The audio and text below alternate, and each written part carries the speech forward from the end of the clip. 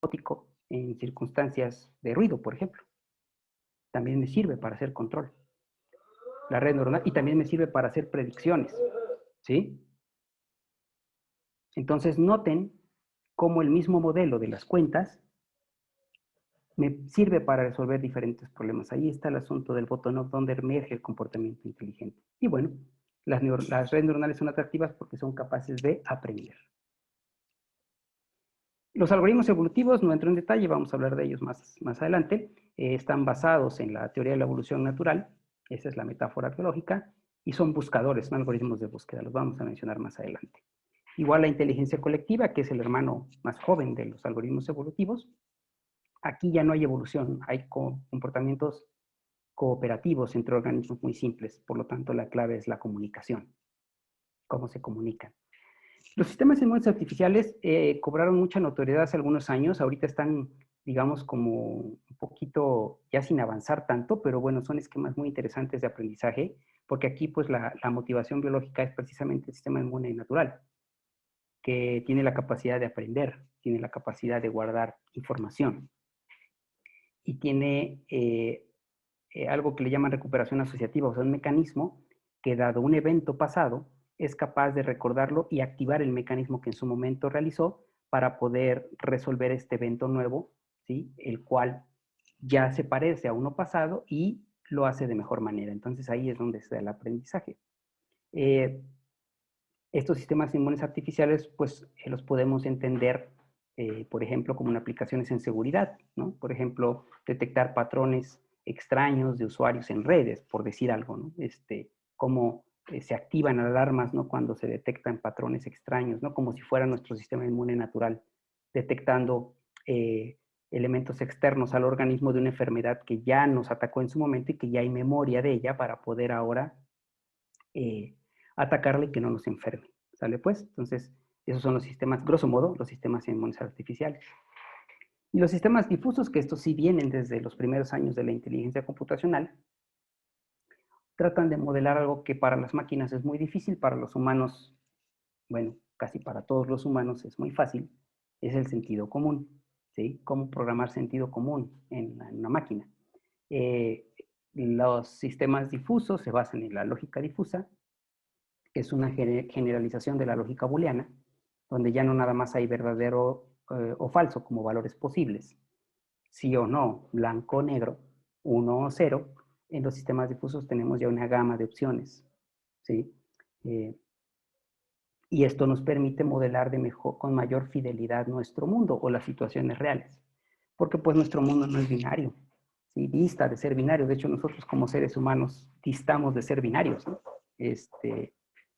Entonces, los sistemas difusos dan esa flexibilidad para poder modelar situaciones reales de mejor manera.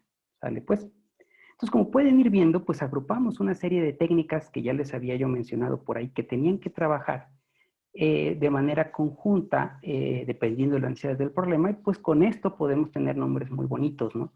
Como sistemas neuroevolutivos o neurogenéticos o sistemas neuroinmunes, ¿no? Y pues ya así de inicio, ustedes saben qué es la combinación de estas técnicas y no nada más en pares, ¿no? Dependiendo del problema pueden combinar más de dos para poder resolver un problema real. Y estos son pues los temas que trabajamos ahí en el CIA con nuestros estudiantes y de los cuales les vengo a platicar el día de hoy, particularmente aplicados a esto del descubrimiento de conocimiento en datos. ¿Vale? Pues. Bien. A ver, hasta aquí, ¿alguna duda o alguna pregunta para hablar un poquito de los inicios? Pero hasta aquí, ¿alguna duda, pregunta o algo que no haya quedado claro?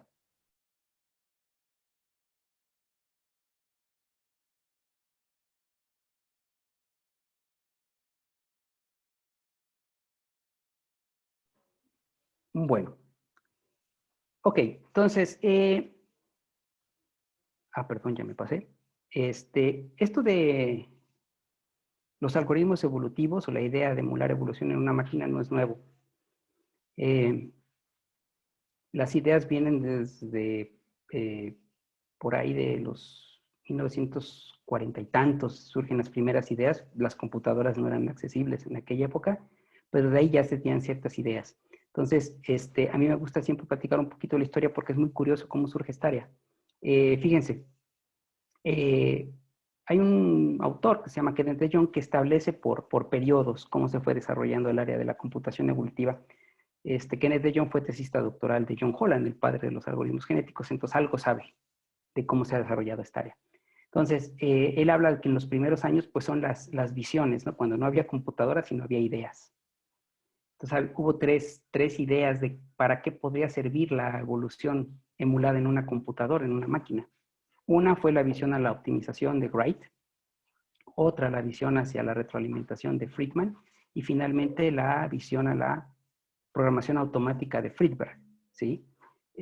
La primera pues habla de que podemos resolver problemas de optimización, problemas de máximos y mínimos de funciones y pues como las funciones nos pueden representar muchas problemáticas, podemos resolver muchos problemas haciendo optimización con la evolución emulada en una máquina. Por otro lado, está la evolución hacia el control de retroalimentación, ¿sí? En este caso, está más pensado a evolución de cuestiones físicas, por ejemplo, de hardware. Entonces, también podemos resolver problemas con computación evolutiva que tienen que ver con elementos físicos, ¿sí? Por ejemplo, circuitos lógicos combinatorios, mecanismos de control de robots, ¿sí? Que se puedan poner de manera física, se pueden evolucionar también para mejorar su desempeño o hacerlos más sencillos y que puedan resolver la tarea. Y finalmente, la visión a la programación automática, que esto establece que la máquina misma puede evolucionar su propio código. Por ende, pueda generar su propio código, ¿sí? Y que de esto, pues ya también hay algunos avances. Pienso en aplicaciones en ingeniería de software para poder detectar errores en código, para poder generar cierto código útil. Digamos, esto va cobrando realidad en diferentes entornos a diferentes grados, pero estas fueron las visiones que dieron origen al año. Entonces es interesante ver de dónde viene el área. De Jong de ahí se va a los 60s, ¿sí? A la época del rock and roll. Y es muy interesante la década de los 60s en el caso de los algoritmos evolutivos, porque en tres lugares diferentes, con tres motivaciones muy diferentes, surge la misma idea. Y es lo que les platico ahora. Por ejemplo, en este caso en Alemania, en la Universidad Tecnológica de Berlín, Regenberg Schweffel, Schweffel es el de la foto, es el estudiante doctoral, Regenberg el investigador, tenían ante sí problemas de ingeniería, problemas de optimización en ingeniería, y ocupaban las técnicas que conocían para resolverlos, técnicas de gradiente y demás, lo que tenían a la mano, pero no tenían los resultados que esperaban. Entonces, se les ocurre generar un algoritmo para optimizar, pero emulando un proceso evolutivo. Y le llamaron estrategias evolutivas. ¿Sí? Ese es el primero. La misma década, del otro lado del charco, Universidad de California en Los Ángeles, Loren Fogel, que es el de la foto, tenía ante sí problemas de predicción. Y la predicción la hacían con autómatas, o sea, con máquinas de estado finito. Para los que son computólogos, ¿sí? Llevaron su curso de autómatas o teoría de la computación. Bueno, con los autómatas, que se puede hacer cómputo en un autómata, con esto hacían predicción, ¿no? Tenían sus estados, sus transiciones, pero eran autómatas enormes. Entonces Fogel dice, bueno, podríamos de alguna manera automática minimizar el tamaño del autómata, ya no manualmente, para ver que pueda seguir haciendo la tarea de predicción, pero que sea más sencillo de computar, de resolver su tarea. Y proponen un esquema que evolucionara los autómatas de manera automática y le llamaron programación evolutiva. Programación porque pues, estaban evolucionando autómatas, ¿sí? Y en la misma década, en la Universidad de Michigan, John Holland, ¿sí? Propone lo que él llamó planes reproductivos, no lo llamó algoritmo genético, le llamó planes reproductivos. Y lo que buscaba era resolver problemas de clasificación basados en reglas, pero tenían un conjunto de reglas enorme. Entonces lo que Holland buscaba era reducir el tamaño de las reglas de manera que pudieran seguir haciendo la clasificación que ellos deseaban. Entonces propone los planes reproductivos que con el paso de los años y se empezaron a llamar algoritmos genéticos. ¿Sale pues? Bien, entonces aquí está lo bonito, por eso me gusta platicar historia. tres lugares diferentes, tres problemas diferentes, surge la misma idea, evolucionar soluciones en una computadora. Entonces ya teníamos ahí a la computación evolutiva naciente, ¿sí? De hecho, pueden ver que uno de los paradigmas eran los algoritmos genéticos, pero no eran los únicos. También estaban las estrategias evolutivas y la programación evolutiva. Pasando a los 70, bueno, pues los algoritmos que en principio se ocuparon para resolver un problema en particular, se empezó a ver que podían resolver otro tipo de instancias, ¿sí? Y entonces pues empieza a haber avances en aplicaciones, estudios empíricos y también en teoría, aunque la teoría siempre ha ido un poquito más atrás que los estudios empíricos en esta área. Se establecen, se acuñan los nombres de los programas. Se le llama programación evolutiva a la de Lawrence Vogel, la de los autómatas. Ahí hay un autómata chiquito como ejemplo. También se le acuña al término de estrategia evolutiva a la de los alemanes, ¿sí? Y fíjense que los alemanes propusieron algo desde el inicio de su algoritmo, cosa que no se le ocurrió ni a Holland, el padre de los algoritmos genéticos, ni a él se le ocurrió, a los alemanes sí. Y ustedes, si ya tienen alguna experiencia con algoritmos evolutivos o con algoritmos de Machine Learning, por ejemplo, el asunto de los famosos parámetros. Estas técnicas requieren parámetros y hay que definir valores para poder ocuparlos y utilizarlos. Entonces, ¿cómo definir valores adecuados para los parámetros?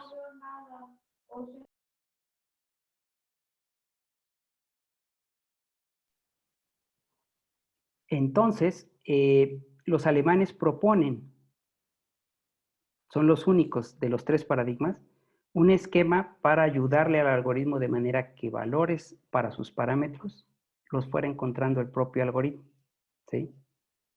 Fueron los únicos. Y hay esquemas que se conocen como esquemas dinámicos, esquemas adaptativos y autoadaptativos. El punto es que el algoritmo tiene un mecanismo para poder ir determinando sus mismos valores de los parámetros. Esto solamente los alemanes fueron los que fueron visionarios en este tema. Y bueno, los algoritmos genéticos que son los más populares, ¿sí? Pero ya ustedes ahora saben que no son los únicos. Y son muy populares por diferentes razones.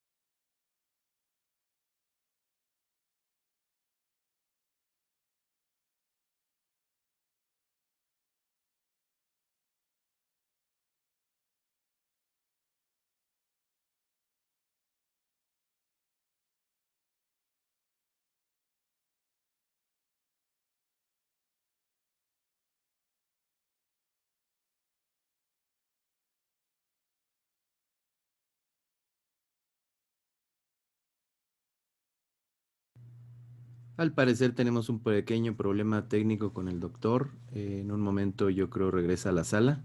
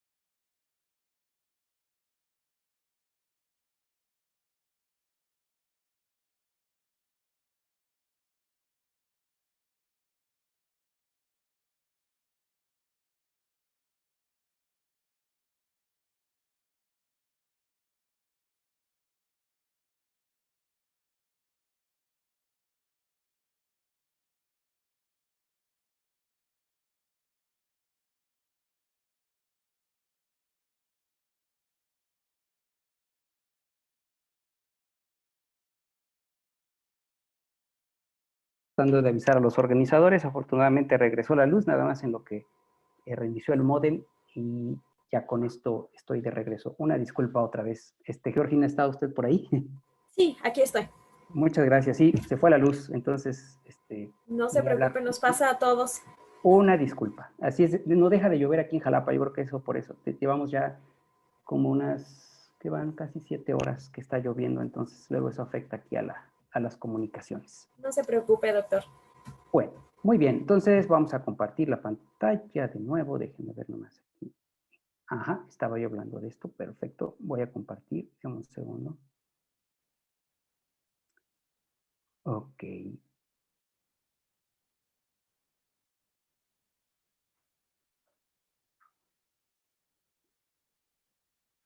A ver. Ya nada más, por favor, si ustedes me dicen si ven ya por ahí en pantalla completa la diapositiva. Sí, ya podemos ver la diapositiva, nada más hace falta poner en modo presentación. Ok, ahí va, ahí va. Ajá.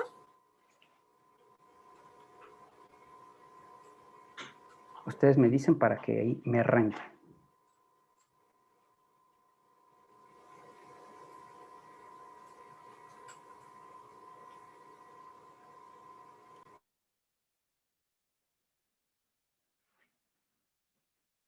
¿Ya la pueden ver? Ya, doctor, listo. Excelente. Bien, entonces estábamos hablando de los algoritmos genéticos y les iba yo a decir, y ahí me quedé, que eran de los más populares, o son los más populares, ¿no? Mucha gente cuando habla de algoritmos evolutivos dice el algoritmo genético. Y sí, efectivamente es de los más conocidos. Otra vez, no es el único. Y desde mi perspectiva, creo que es de los más populares por el tipo de representación que utiliza. Ocupa cadenas de bits para representar las soluciones. Esto lo vamos a ver un poquito más adelante que ya empecemos a trabajar con ellos. Y pues ustedes dirán, ¿qué se puede representar con bits en una computadora? Pues todo lo que ustedes ven en una computadora, ¿no? Desde imágenes, texto, valores numéricos discretos, valores numéricos continuos, video, sonido, etcétera. Todo se representa con bits. Entonces, el algoritmo genético creo que es muy popular por eso, porque podemos representar con bits todo lo que se requiera, aunque no necesariamente representar con bits sea lo más adecuado en todos los casos. También lo vamos a hablar más adelante. Bien. Ya en los 80s, pues ya el área empieza a tener variantes de los mismos algoritmos, se empieza a diversificar la capacidad para resolver problemas, ¿sí? Se atacan otros dominios y pues el área se empieza a volver más popular, empieza a haber versiones paralelas, por ejemplo, de estos algoritmos, que son muy interesantes las versiones paralelas, se empiezan a aplicar en redes neuronales. Noten que desde los 80s hay aplicaciones de algoritmos evolutivos con redes neuronales, aunque hayan cobrado mucha notoriedad. Surgen los primeros congresos, que eso es algo importante. Originalmente había congresos de inteligencia artificial o de redes neuronales y ahí se pegaba la gente de computación evolutiva. Surgen los congresos de computación evolutiva, el primero en 1985, el ICGA, International Conference on Genetic Algorithms. Era bianual, después se volvió anual, entonces el área empieza a crecer. Ya en los 90s empiezan a surgir digamos, entre los mismos algoritmos empieza a haber, los mismos algoritmos evolutivos empieza a haber mezclas, ¿sí? Por ejemplo, esto que les hablaba yo de la calibración automática de los parámetros de las estrategias evolutivas, pues se empieza a aplicar en los algoritmos genéticos. Ideas de los algoritmos genéticos se empiezan a aplicar en las estrategias evolutivas, empieza a haber una mezcla. De hecho, es cuando en los 90 se acuña el término computación evolutiva. Hasta antes eran los algoritmos genéticos y otros algoritmos. Ahí ya se acuña en los 90 el término. Cómputo evolutivo, noten que es un área muy joven y por ende inmadura en muchos aspectos, aunque está buscando consolidarse. Y bueno, ya en el siglo XXI se establece, de Jung, que establece lo que le llama la expansión madura, ¿sí? Y pues Se tienen retos interesantes en el área. Uno de ellos tiene que ver con el manejo de los datos, que es lo que vamos a ver más adelante. Surgen las primeras revistas del área. Esto habla que ya no se publican en revistas de inteligencia artificial, sino ya hay revistas especializadas sobre computación evolutiva y se tienen ya congresos muy bien establecidos, que es donde la comunidad se reúne de manera anual o bianual para pues presentar los avances más recientes en esta área de investigación. ¿Sale? Pues, entonces, brevemente la historia, ¿sí? Y lo que establece de Jong, pues es que hay mucho trabajo por hacer, no es lo que plantea en su libro. Y destaco uno que dice ahí, y lo pone él en su libro, este libro pues ya tiene algunos años que salió, pero dice sinergias con Machine Learning, ¿sí? O sea, ya desde ahí se veía que el trabajo en conjunto con el aprendizaje de máquina, en este caso con la minería de datos, se veía como un área promisoria. Bueno, hoy lo vemos como una realidad y de eso trata el tutorial más adelante. Y bueno, pues buscamos que el área se consolide, ¿no? Que madure, igual que otras áreas que nos llevan ventaja, el mismo Machine Learning, que ya son áreas más maduras. Bien, ¿y por qué ocupar computación evolutiva? Bueno, pues porque la metáfora biológica en lo biológico ha mostrado éxito.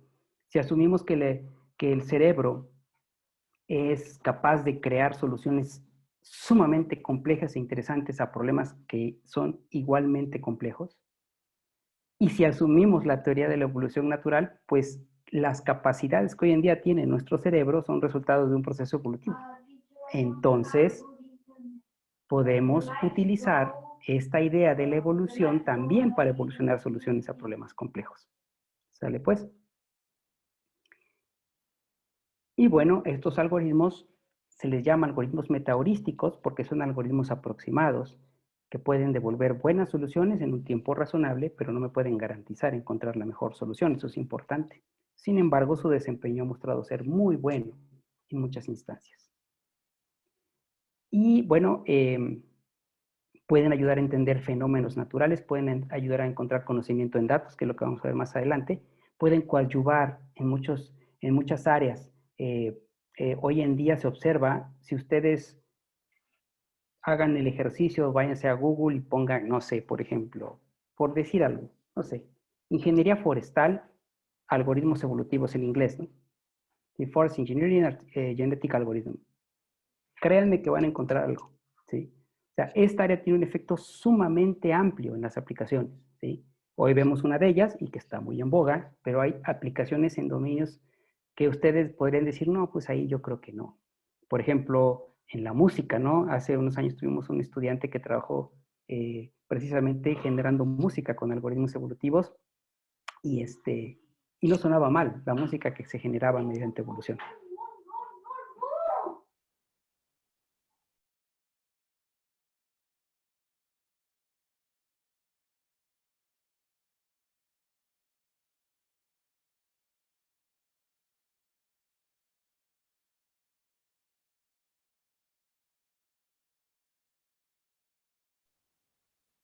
¿Qué tipos de problemas podemos resolver con los algoritmos evolutivos? He mencionado los problemas de optimización y aquí vemos una diapositiva donde entendemos un poquito más que es un problema de optimización. Tengo un modelo, conozco las salidas a partir del modelo, pero no conozco las entradas, ¿sí? Les doy un ejemplo para que esto vaya quedando más clarito. Ahorita más adelante. Problemas de modelado. Conozco las entradas, conozco las salidas, pero no conozco el modelo. Esto tiene que ver mucho con la minería de datos, lo vamos a ver más adelante, ¿sí? Entonces, estos dos tipos de instancias son las más ocurridas para resolverse con algoritmos evolutivos. También podríamos pensar en problemas de simulación, donde conozco las entradas, conozco el modelo y lo que quiero predecir son las salidas. Entonces, ahí podemos hablar de problemas, por ejemplo, de predicción. ¿Sale pues? Bien, entonces a ver el ejemplo, para que esto vaya quedando más claro para los que, digamos, no han utilizado todavía algoritmos evolutivos para resolver problemas. Queremos diseñar esa pieza tubular que va a aparecer ahí. Tenemos tres variables. El largo de la pieza, el diámetro de la pieza y el grosor de la pieza. Son las tres variables que tenemos ahí, ¿sí? Anotar. Eso. Entonces, les decía yo, el largo, el el diámetro y el grosor del material. Esas son mis tres variables. Entonces queremos diseñarlo. Esos son los límites permitidos físicamente para hacer el diseño de la pieza tubular, pero quiero que pese lo menos posible. Yo cuento, y no me importa realmente saber qué hay aquí, ¿sí? Yo lo único que sé es que tengo una función que dados largo, diámetro y grosor me regresa el valor del peso. Y yo cuento con esto, este es mi modelo. Lo que quiero conocer, cuáles son los valores de largo, diámetro y grosor, para que dado la función del peso, me regrese el diseño de la pieza que pesa lo menos posible. ¿Sale pues? Entonces, ¿cómo lo resolvemos? ¿Alguna idea? ¿Quién me propone algo? Ahora ya no la escucho, se me fue el internet por completo. Bueno, Adelante. ¿escucha? Sí, bueno, se me ocurre que, o sea, bueno, primero crear como un modelo de la pieza y tratar de minimizar el... Es un problema de optimización de dimensiones, perdón, de peso, ¿no? O sea, Es un se me problema de ocurre... optimización, sí, así es. De hecho, bueno, lo podemos resolver, ahí ya puse otra vez el problema, con técnicas propias de optimización. El modelo ya lo tenemos, ¿eh? O sea, aquí está. Yo ya sé que tengo esta función que no me importa lo que hay adentro, pero yo sé que si le doy algún valor de largo, de diámetro y grosor, me regresa el peso. La pregunta es, ¿cuál es el valor de largo, diámetro y grosor de la pieza que pesa menos, dadas estas condiciones? Habría que poner como restricciones, ¿no? Al problema. Así ella las tiene. Y así tal y como está, se me ocurriría tal vez con técnicas de cálculo como multiplicadores de Lagrange o una cosa así. Nos vamos a la programación matemática, a la optimización clásica, claro, pero otra vez, o sea, sin meternos en esa literatura. Si yo les digo, a ver, pues para mañana me traen esto resuelto. Ok, pueden ir a los libros de cálculo y aplicar un método de gradiente o un método directo y lo van a resolver, ¿no? Pero ¿no habría una manera más intuitiva?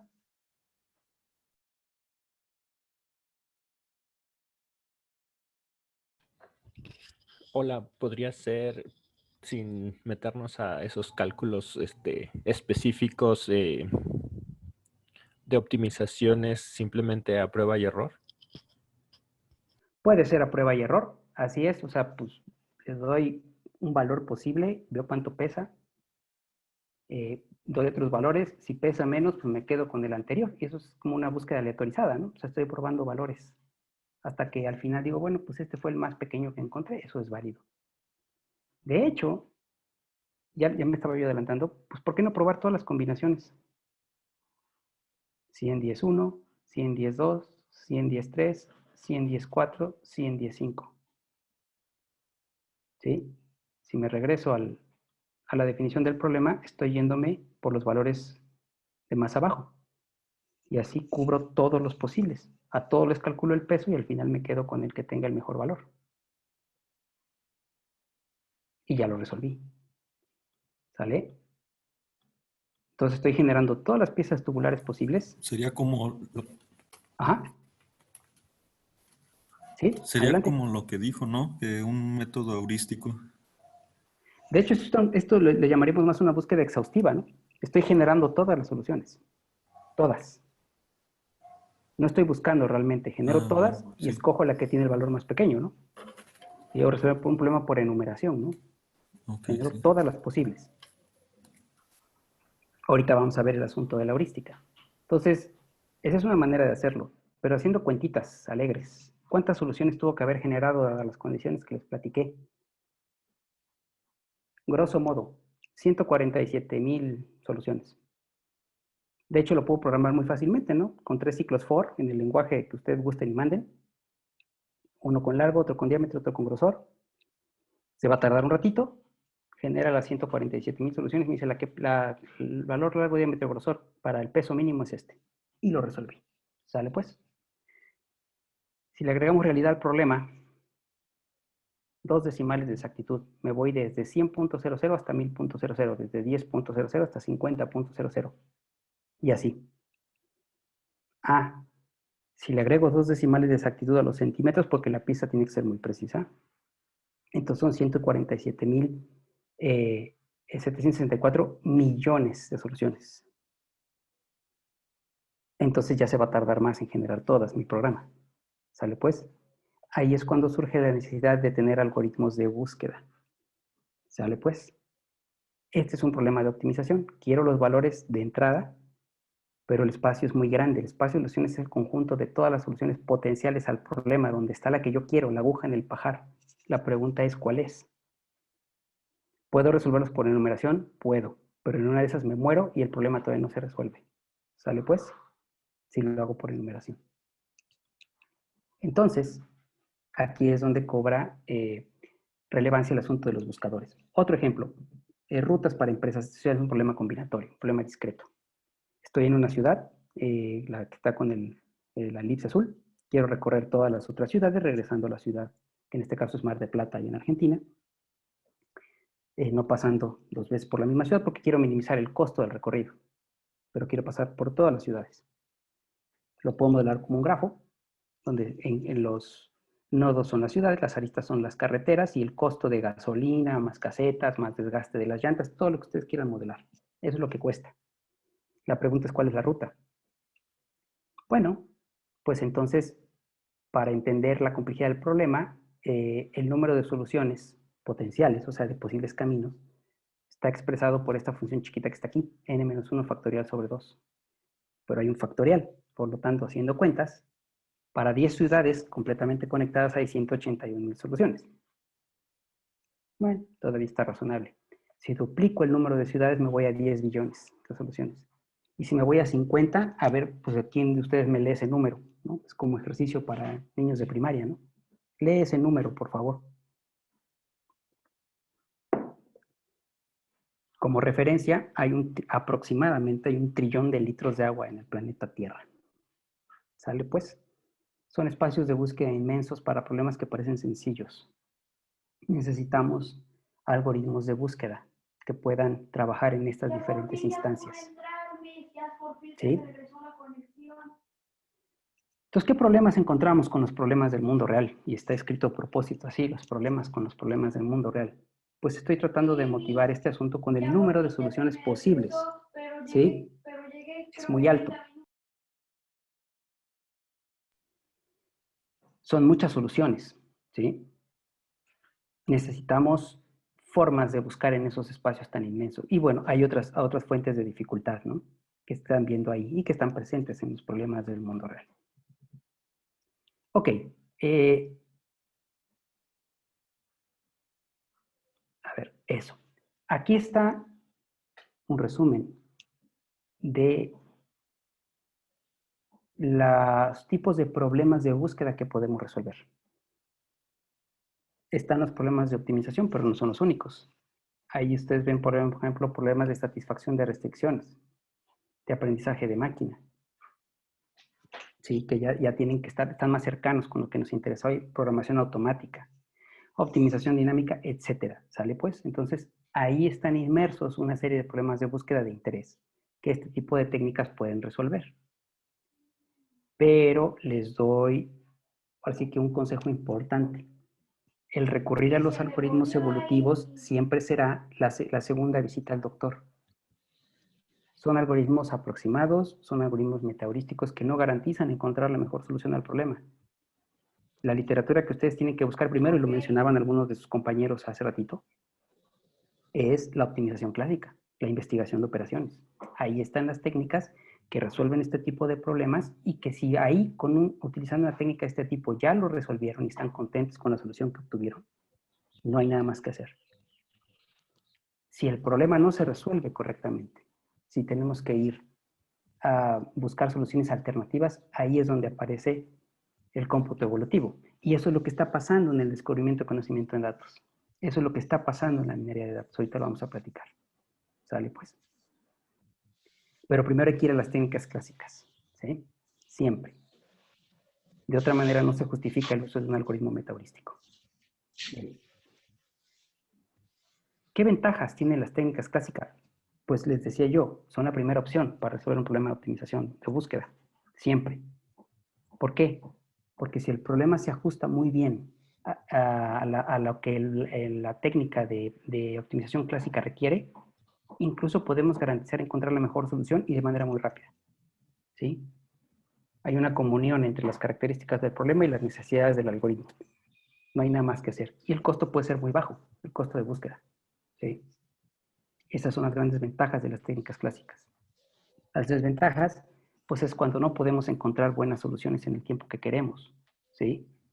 O de plano no podemos aplicar las técnicas por las características que ellas mismas tienen, no podemos aplicarlas en algunas instancias. ¿Sí? Y muchas veces el experto se puede encontrar con dificultades al momento de abordar la literatura de programación matemática, que no suele en ocasiones ser un poquito complicada. ¿Sale pues?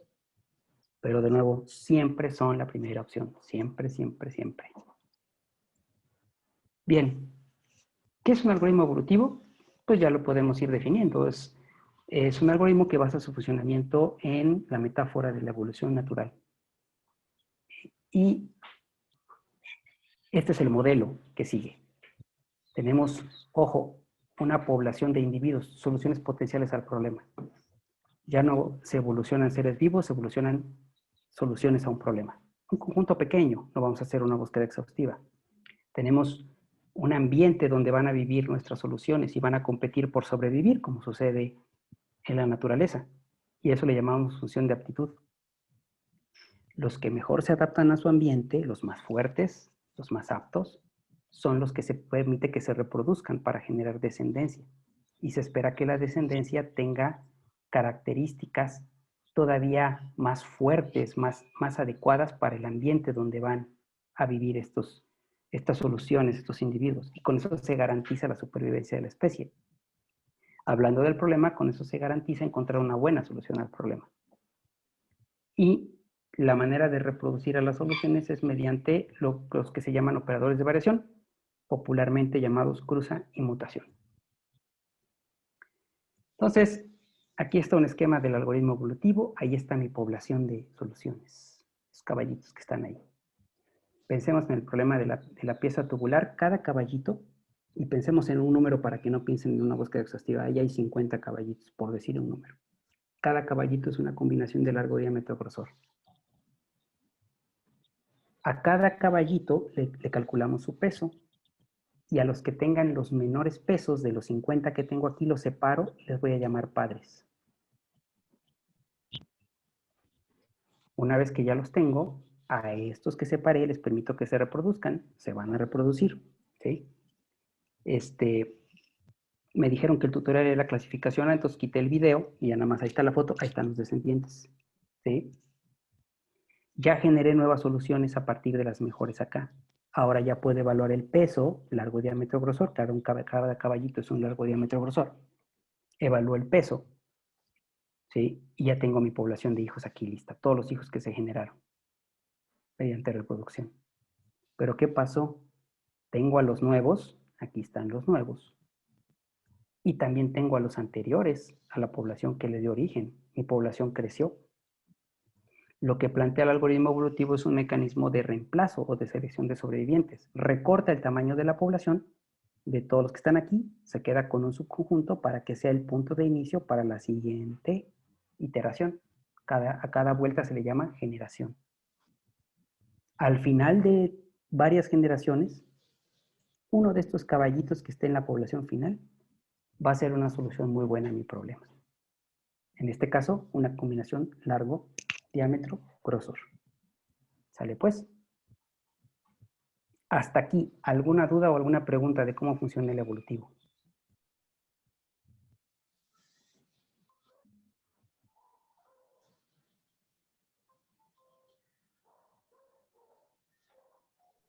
¿Todo claro?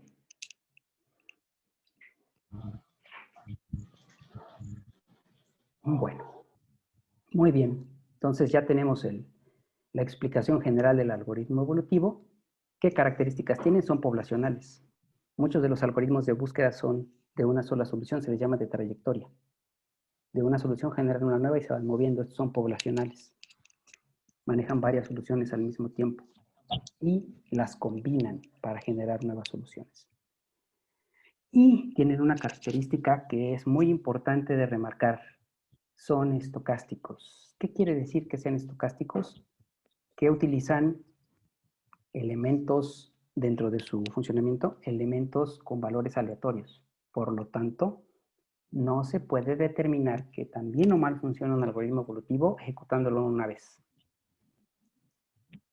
Porque si yo defino sus parámetros de entrada y lo ejecuto y al final me da un resultado, y es muy bueno, puede ser que haya sido efecto del azar por las decisiones aleatorias que toma. Entonces, para analizar un algoritmo evolutivo hay que correrlo varias veces y sacar estadísticas, ¿sí?, de esos resultados para ver qué tan bien está yendo, qué tan consistente es en encontrar buenos resultados, ¿sí? Entonces, el análisis requiere de estadística. Y cuando voy a compararlo contra otros resultados, incluso necesito no nada más estadística descriptiva, sino también estadística inferencial, una prueba de hipótesis, para determinar si las diferencias entre los valores estadísticos que estoy comparando son efectivamente significativas. ¿Sale pues?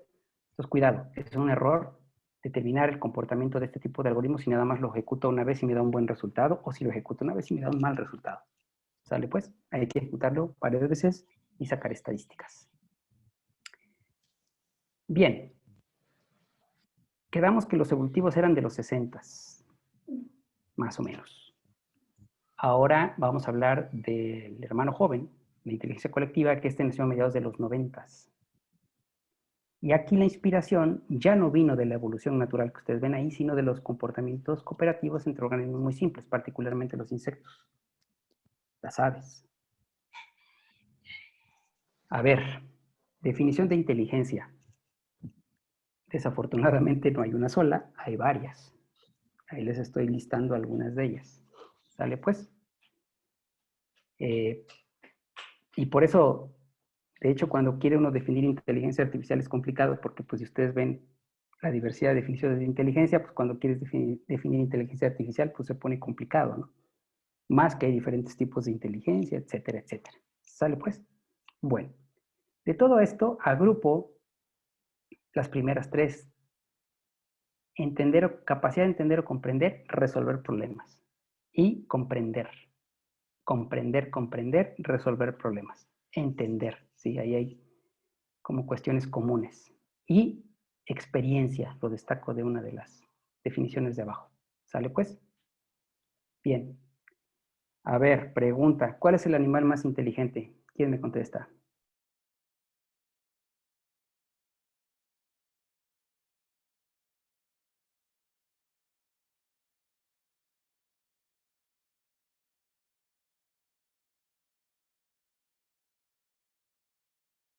Los delfines, ok. El pulpo, sobre todo el pulpo polno, que ya se murió. Ajá, las orcas, sí. ¿Quién más? Los delfines. Ahí lo están poniendo en el chat, lo estoy leyendo en el chat. Si alguien se anima a hablar, adelante. El ser humano, pues sí, somos animales racionales, efectivamente. Mi perro, no, es mi perro, te equivocaste. Ok. Nosotros sí, el orangután, los chimpancés, ¿no? Los orangutanes, los simios, de acuerdo. Muy bien, gracias. Ahí está el pulpo, no es el pulpo pol. Ahí está el delfín. Ahí está un chimpancé, perdón. ¿Sí? Y ahí está una hormiga. ¿Cuál es el que no encaja mucho ahí? Pues la hormiga, ¿no? A ver, espérate, ¿cómo la hormiga? Efectivamente, una hormiga no se le considera inteligente, pero una colonia de hormigas sí se le considera con elementos de cierta inteligencia o ciertos comportamientos interesantes, ¿sí? Como lo vemos ahí en la foto, ¿sí? ¿Cómo le hacen para ponerse de acuerdo las hormigas y poder establecer este comportamiento emergente, por ejemplo, ahí para cruzar de una hoja a otra sin caerse? ¿Sale pues? Por eso hablamos de inteligencia colectiva.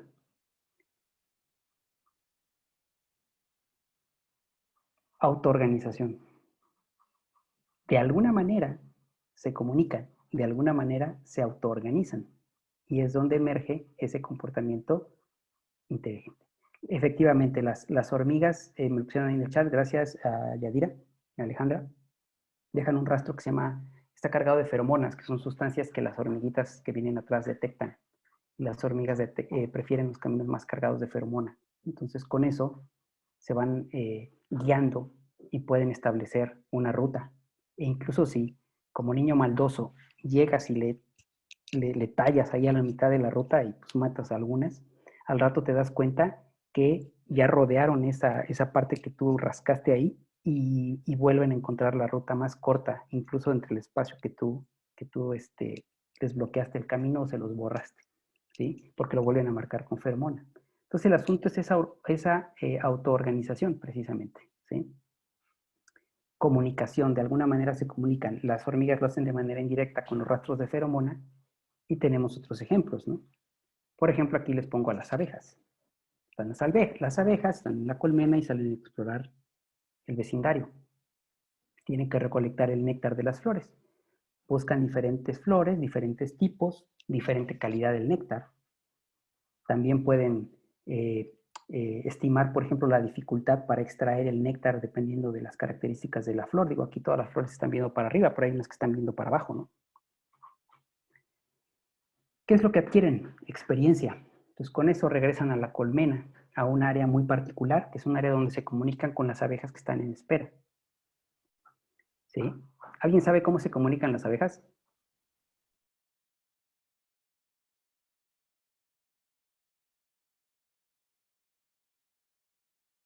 ¿Nadie? Bailando. En el chat.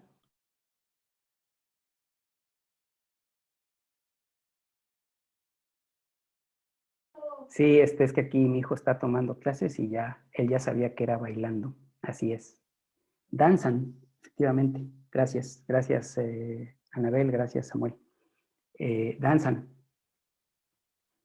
Mediante esa danza, a las abejas que están en espera, les comunican hacia dónde está la flor, cuál es la distancia, la intensidad de la danza. Las danzas más intensas son de las fuentes más promisorias para extraer el néctar. ¿Sí? Si una abeja no llega, digámoslo en términos lúdicos, si una abeja no llega muy convencida, pues se echa una danza ahí medio aguadita para que no la pelen tanto. ¿Por qué? Porque las abejas se van a centrar más en las danzas que de las fuentes de alimento más promisorias.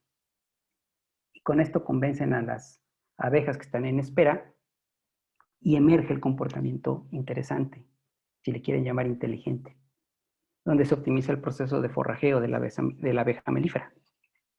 ¿Sí? Y esto iterativamente, ¿sí? Al final le permite al algoritmo devolverte pues la flor más promisoria. ¿Y qué creen que es la flor más promisoria? Pues la solución al problema que yo quiero resolver. Aquí las florecitas serían combinaciones de largo diámetro grosor o posibles rutas en el problema de las rutas que les hablé, del que se llama del agente viajero. ¿Sale pues? Entonces les devuelve la flor más bella. ¿Sale pues? Así trabajan.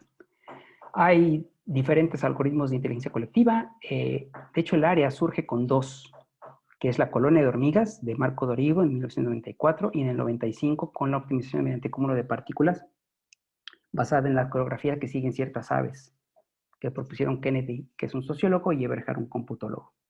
¿Sale pues? Ellos proponen el algoritmo basado en las aves y le llamaron PSO, Particle Sound Optimization, y es bastante famoso. ¿Sale pues? Sin embargo, hoy en día han surgido nuevos algoritmos, algunos se han logrado establecer, como la colonia artificial de abejas de Caraboga, la optimización basada en bacterias de Pacino. Los sistemas inmunes artificiales tienen versiones para hacer búsqueda, y por ejemplo, uno que ha sido muy popular es el algoritmo del pájaro cucú, el Cuckoo Search. Y por ahí también está el del lobo gris, que más o menos se ha logrado establecer. ¿Alguien sabe qué característica tiene el pájaro cucú? Es una muy interesante. Digo, sé que es el que tenemos luego en los relojes de pared, ¿no? Y sale y hace cucú, pero hablando del pájaro cucú que está, el de a de veras, ¿qué características tiene? ¿Alguien sabe? Eso a lo mejor lo dicen de viva voz porque hay que explicarlo tantito. ¿Alguien sabe qué características tiene el pájaro cucú?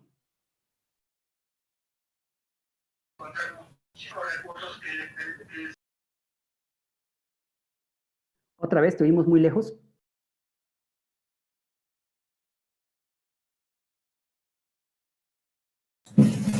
si no mal recuerdo, inserta sus huevos en nidos de otras aves y esos huevos los crían las aves. Es como, Exacto. bueno, eso. Alejandro, ¿verdad? Muchas gracias. Y también Luis lo puso en Sí. el chat. Luis Torres. Es un ave parásito, efectivamente. Los huevecillos va y los deja en los nidos de otros pájaros para que ellos los críen. ¿Cuál es el arte del pájaro cucú? Pues que tiene que generar y escoger huevecillos que sean muy parecidos, tiene que imitar muy bien el tipo de huevecillo de nido donde los va a dejar, porque si los ven diferentes, los pájaros que estén en esos nidos, al ver que son huevecillos que no son de ellos, los matan, los despedazan. Muy interesante el comportamiento del cucú, y hay algoritmos de búsqueda basados en el pájaro cucú. Desafortunadamente hay también ya creo yo, un abuso en los algoritmos bioinspirados o con metáforas ya muy, muy rebuscadas, creo yo, pero que en el fondo se comportan de manera muy parecida y claramente no se han logrado establecer como los que ya son más fuertes. Y eso pues hace que el área dificulte un poquito su aplicación, porque pues imagínense para alguien de fuera que quiera escoger un algoritmo de estos bioinspirados, evolutivo, de inteligencia colectiva, y la pregunta es muy legítima. Oiga, ¿cuál ocupo para resolver mi problema? Porque pues veo que en la literatura me encontré 125 algoritmos. ¿Cuál ocupo? Imagínense, ¿no? Entonces, digamos que los mejores establecidos, que son los evolutivos, los paradigmas, como el genético, la programación evolutiva, etcétera, y los que dieron origen a la inteligencia colectiva ya están más arraigados. Hay otros por ahí que pues se publican, pero pues nadie los ocupa, ¿no? Entonces, yo creo que el área tendrá que madurar para que aquellos que pues no son muy buenos ahí se queden y ahí se quedarán. Y los que valgan la pena, pues la misma gente los va a empezar a utilizar, ¿no? Y que eso es lo que realmente pues, ha pasado en la mayoría de los casos. ¿Sale pues? Ok. Ah, sí, me pone ahí Luis que son más de 200 algoritmos bioinspirados. Así es, sí son muchísimos y desafortunadamente no hay una claridad en cuál usar. Entonces mi recomendación siempre va a ser, utiliza los algoritmos mejores establecidos, los más estudiados incluso teóricamente, porque pues son los que tienes más información para poder ocuparlos. ¿Sale pues? Bien. Son las 12 del día y vamos a comenzar ya ahora sí a trabajar de manera un poquito más práctica, espero yo. Entonces, si les parece, tomamos los 5 minutos de descanso que les prometí. Aunque sé que tuvimos ahí un break no deseado con lo que se fue la luz acá en Jalapa. Bueno, aquí en el área de Jalapa, donde vivo. Entonces, si les parece, tomamos 5 minutos, pero 5 minutitos. O sea, los 4 ya se están acomodando para que comencemos exactamente a los 5 minutos. ¿Les parece? Georgina, si está por ahí, ¿está usted de acuerdo? Sí, claro que sí. Regresamos en 5 minutitos 5 minutitos, y por favor. retomamos. Ok, No nos gracias. desconectamos, aquí nos quedamos ni dejo de compartir pantalla, aquí estamos. Dale pues. Ok, 5 muy minutos. bien. Gracias, doctor. Gracias.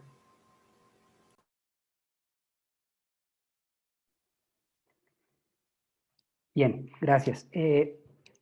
Vamos a hablar ya de cómo diseñar un algoritmo de este tipo, evolutivo de la inteligencia colectiva. Ahí está la diapositiva donde están los componentes de un algoritmo evolutivo o de inteligencia colectiva. Le voy a llamar bioinspirado para mayor facilidad. Necesitamos representar a las soluciones y esto va a ser clave ahorita que hablemos del descubrimiento de conocimiento en datos. Bueno, es clave en general porque es lo primero que tenemos que pensar. ¿Cómo representamos a las soluciones potenciales a mi problema de manera que el algoritmo bioinspirado pueda trabajar con ellas? Necesitamos una función de aptitud, o sea, cómo determinar qué solución es mejor que otra. Necesitamos generar una población de ellas, todas diferentes. Un mecanismo para preferir a las mejores, un mecanismo para que una vez escogidas las mejores generen nuevas, operadores de cruce y mutación, y finalmente un mecanismo para recortar el tamaño de la población y poder tener un tamaño como el de la población inicial y volver a iterar. ¿Sale pues? Entonces la representación es clave. Decíamos que podemos trabajar con bits, como en el algoritmo genético, podemos trabajar directamente con valores enteros, podemos trabajar con permutaciones, podemos trabajar con valores con árboles, por ejemplo, árboles si es necesario, ¿sí? La diversidad es muy grande, pero es muy importante escoger claramente cómo representar a las soluciones. La función de actitud va a determinar cuáles son las mejores soluciones, ¿sí? Dependiendo del problema, y ahorita vamos a ver cómo esto se instancia en un problema de minería de datos, ¿sí? Con eso podemos discriminar entre soluciones. Necesitamos generar, decía yo, la población de soluciones de manera aleatoria. Todas las soluciones deben de ser diferentes, ¿sí? Y al principio no importa que sean malas en términos de calidad, el proceso evolutivo se va a encargar de mejorarlas. El mecanismo de selección de padres es donde preferimos a las mejores en términos de aptitud para que esas sean las que se reproduzcan. ¿Sale pues? Una vez que la escogemos se le llama padre esa solución y va a poder reproducirse para generar descendencia. Y usualmente la selección de padres tiene elementos probabilistas. ¿Qué quiere decir? Que entonces los individuos más aptos tienen mayores probabilidades de ser escogidos y los que no son tan buenos también tienen una probabilidad, pero mucho más baja. ¿Sí? Y aquí yo les hago una pregunta. ¿Tiene sentido mantener a individuos que no son tan buenos en algún momento determinado? Sí tiene sentido por el asunto de la diversidad, porque es probable que una solución que en ese momento no sea muy buena me permita, combinada con otra, generar una que sí sea muy buena. Entonces, no hay que escoger necesariamente exactamente a los mejores, sino hay que darle un juego, y por eso es probabilista, de que también las soluciones que no son tan buenas en algún momento tengan una probabilidad de reproducirse para heredar sus características a la descendencia. Los operadores de variación, cruza y mutación son los más conocidos y los podemos clasificar de acuerdo a su variedad, o sea, cuántos individuos participan. En el operador, la mutación, por ejemplo, es un área. Es una solución que ya, la mutación tiene dos efectos. Es la misma solución que se modifica ligeramente, una mutación de una solución, o podemos ocupar la mutación para que dado un individuo me genere una nueva vía mutación, como una reproducción asexual, que es muy poco vista en la naturaleza, pero existe. Y finalmente la recombinación o cruza, ¿sí? Que aquí sí tenemos dos o más soluciones que se combinan para dar origen a una nueva solución. ¿Sale pues? Entonces tenemos cruza y tenemos mutación. Y con esto podemos generar nuevas soluciones. Y finalmente, el mecanismo de reemplazo, que es el que recorta el tamaño de la población. Y fíjense cómo, a diferencia del que escoge a los que se van a reproducir, en este caso el que escoge a los que sobreviven, usualmente es determinista, ya no es probabilista como el otro. ¿Qué quiere decir? Que ocupamos, por ejemplo, los valores de aptitud para escoger a los mejores y esos se van a quedar para formar parte de la población para la siguiente generación. ¿Cómo iniciamos y cómo terminamos el funcionamiento de un algoritmo evolutivo? Bueno, pues inicia con la población inicial, soluciones aleatorias. Hay que definir cuántas vamos a generar. Ese es un parámetro, ¿sí? Y para terminar el funcionamiento del algoritmo, hay varias condiciones de paro. La más común es, pues, dado un cierto número de generaciones que el usuario define. Yo quiero que mi algoritmo corra con 100 individuos, 1000 generaciones. Y a las 1000 generaciones el algoritmo se detiene y reportas la mejor solución, ¿sí? Pero hay otros criterios de paro, como los que ustedes están viendo ahí, que también podemos utilizarlos para detener el funcionamiento del algoritmo y que nos reporte la mejor solución. Otra vez el más común, un cierto número de generaciones. Entonces, ¿qué esperamos de un algoritmo evolutivo? Aquí en esta gráfica, que espero que ya estén pudiendo ver, en el eje X estamos mostrando soluciones al problema, y los puntitos negros son los valores de la aptitud o calidad de cada una de las soluciones. Noten que esta línea continua que están viendo ustedes, que son todas las posibles soluciones al problema, el algoritmo no la ve. El algoritmo lo que tiene es su población, o sea, nada más los puntitos negros, y con esos va censando dónde están las mejores soluciones. Aquí queremos maximizar, ¿sí? Queremos maximizar. Entonces, queremos llegar, por ejemplo, aquí, que este es el máximo global en este ejemplo muy sencillo. Lo único que conoce el algoritmo otra vez son estos puntos, y con eso se da una idea de dónde están las mejores soluciones. Así arrancamos. Están distribuidas en toda todo el espacio de búsqueda. Más adelante, hacia la mitad del proceso, se empiezan a aproximar hacia las zonas que son promisorias. ¿Sí? Noten que el tamaño de la población se mantiene. ¿Sí? En este ejemplo son, ¿qué? 8 puntos. Y hacia el final, o casi hacia el final, únicamente nos concentramos en las mejores zonas. De hecho, al final te esperarías que todas las soluciones ya estén prácticamente en este punto. Así trabaja el algoritmo evolutivo. La manera de entender cómo se comporta es con una gráfica de convergencia. Aquí está el tiempo, el número de generaciones, por ejemplo, en el eje X, y en el eje Y está, por ejemplo, graficamos el mejor valor de aptitud que tenemos en ese momento en la población, el mejor individuo. Si queremos maximizar, esperemos un comportamiento de este tipo, que cada vez vaya mejorando conforme pasan las generaciones, ¿sí? De hecho, podemos arrancar con soluciones aleatorias muy malas porque, si se dan cuenta, particularmente al inicio el algoritmo es muy rápido para mejorar la calidad de las soluciones. De hecho, si dividimos a la búsqueda en dos partes, aquí está, digamos, la primera mitad de la búsqueda en el eje X es el origen a la punta de la primera flecha y la segunda parte es lo que resta. Entonces, si vemos cuánto mejora en la primera parte la calidad de las soluciones, pues es todo esto que ustedes ven aquí. Y en la segunda parte, lo único que logra mejorar nada más es esto, ¿sí? ¿Por qué? Pues porque el algoritmo está convergiendo, está llegando ya a las zonas promisorias. Por eso es que la mejora hacia el final ya no es tan significativa. Entonces, estos algoritmos son muy buenos para que de soluciones muy malas les pueda entregar algo, digamos, en un tiempo moderado, algo que valga la pena. Y miren, esta gráfica, y ya aquí con esto vamos a pasar ya a la parte de un ejercicio. Esta gráfica es muy importante. Ahora, si se dan cuenta, en el eje de las X, pensemos que están todos los problemas de búsqueda que ustedes pudieran resolver. Todos. En el eje de las X. Y en el eje de las Y está el desempeño de los algoritmos de búsqueda, de cualquier algoritmo de búsqueda. Si el problema que ustedes quieren resolver está, por ejemplo, en esta zona, que espero vean el puntero rojo ahí, en esta zona, quiere decir que esta montaña, que son los métodos especializados, pensemos en los métodos de optimización clásica, investigación de operaciones, para este rango de problemas, el mejor desempeño me lo va a dar una técnica tradicional. ¿Sí? Sin embargo, puedo pensar en búsquedas aleatorizadas y esas me resuelven cualquier problema, pero el desempeño no es tan bueno. ¿Qué son los algoritmos bioinspirados, los evolutivos y los de inteligencia colectiva? Son esto. Entonces es un compromiso, ¿sí?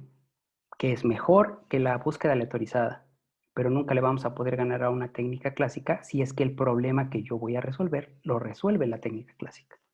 Por eso les decía yo que siempre es importante primero tratar de resolverlo con una técnica tradicional, y si ya no se puede, entonces nos vamos con el evolutivo, porque eso indica que a lo mejor el rango de problemas que resuelve esas técnicas está afuera, y entonces el mejor desempeño lo obtengo con un algoritmo bioinspirado.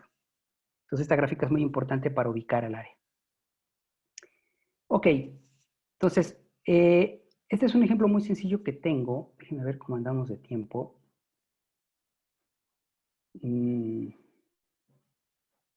No, déjenme avanzar un poquito y yo creo que lo vamos a dejar para más adelante, para poder avanzar en los temas. Déjenme hablarles ya un poquito de descubrimiento de conocimiento en datos, para poder ir ligando la presentación. Datos. Hoy en día, todo el mundo habla de hacer análisis de datos. Los datos han existido siempre, ¿sí? Lo que pasa es que, pues, incluso antes de las computadoras, ¿no? Se manejaban de manera manual.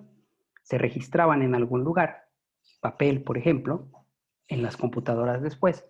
Y a partir de estos datos se generaban reportes, gráficas directas de los datos, y con base en eso el humano, digamos, puede tomar decisiones, ¿no?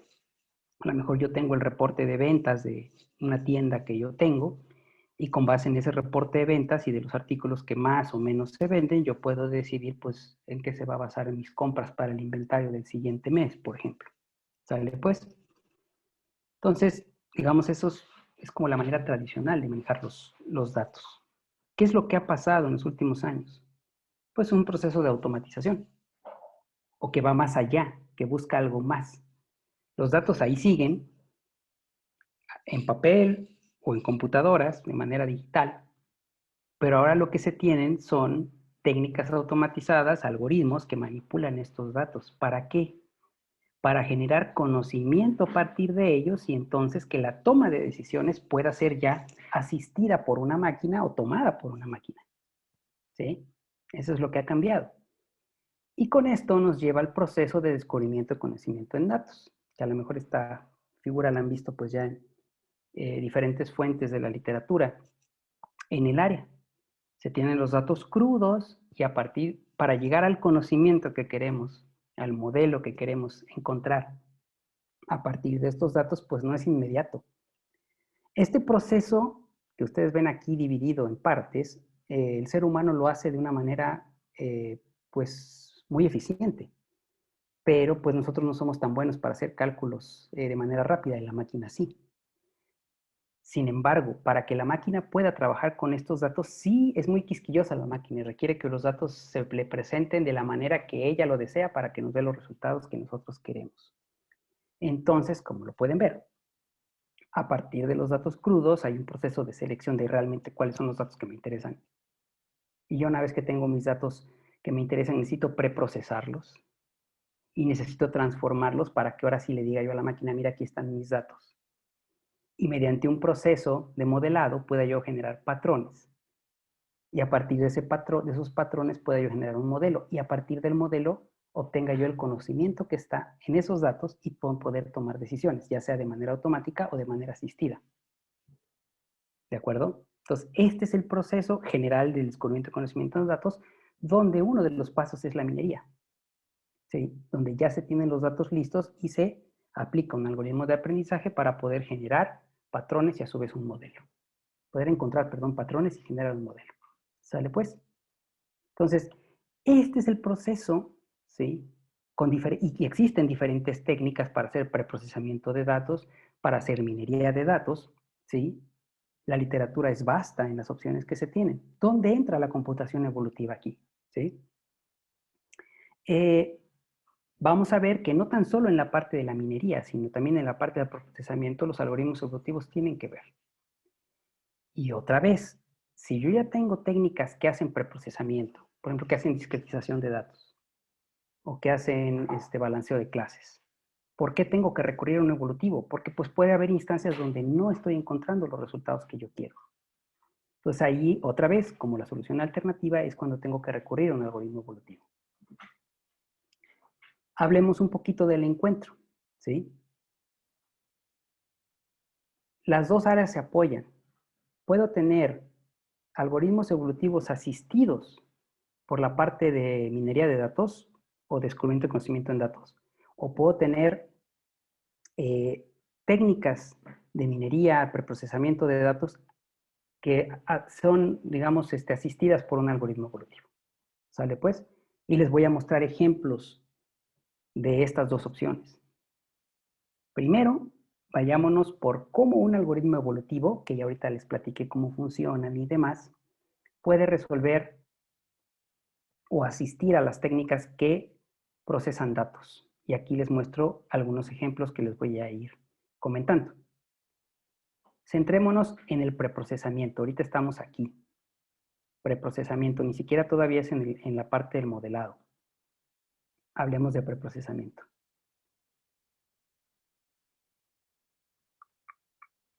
Ok, y veamos un ejemplo. En este caso es un algoritmo evolutivo, que es el más joven de ellos, se llama evolución diferencial. Ese no surgió en los 60, surgió en los 90, es el algoritmo más joven, pero es un algoritmo sumamente poderoso. Y lo ocupamos para hacer selección de características, que es un problema muy común en la parte de minería de datos. Yo tengo un conjunto de datos y tengo muchos atributos. Y a lo mejor muchos de ellos contribuyen poco realmente para hacer un proceso de clasificación. Entonces, hay técnicas que hacen selección de características y están muy bien documentadas, incluso hay herramientas que las automatizan. Pero muchas veces no tenemos los resultados esperados. Particularmente pensemos en estos conjuntos que tienen que ver, por ejemplo, con enfermedades neurodegenerativas, que tienen muchos genes, por ejemplo, ¿no? En la parte de bioinformática, muchos genes y pocos casos. Entonces necesitamos escoger de todos esos, realmente cuáles son los que valen la pena para hacer la clasificación. Entonces las técnicas clásicas ahí pueden no darnos los resultados adecuados. Aquí lo que hicimos nosotros fue ocupar evolución diferencial para poder hacer la selección de características, ¿sí?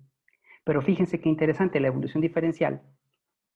¿Se acuerdan que hablé de la representación de las soluciones? Representa las soluciones con números reales, con vectores de números reales.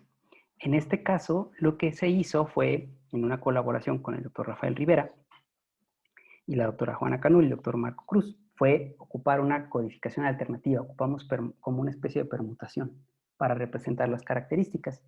Y lo ocupamos en un esquema tipo Groper. Y podemos escoger tamaños variables de características. ¿Cómo representamos las soluciones?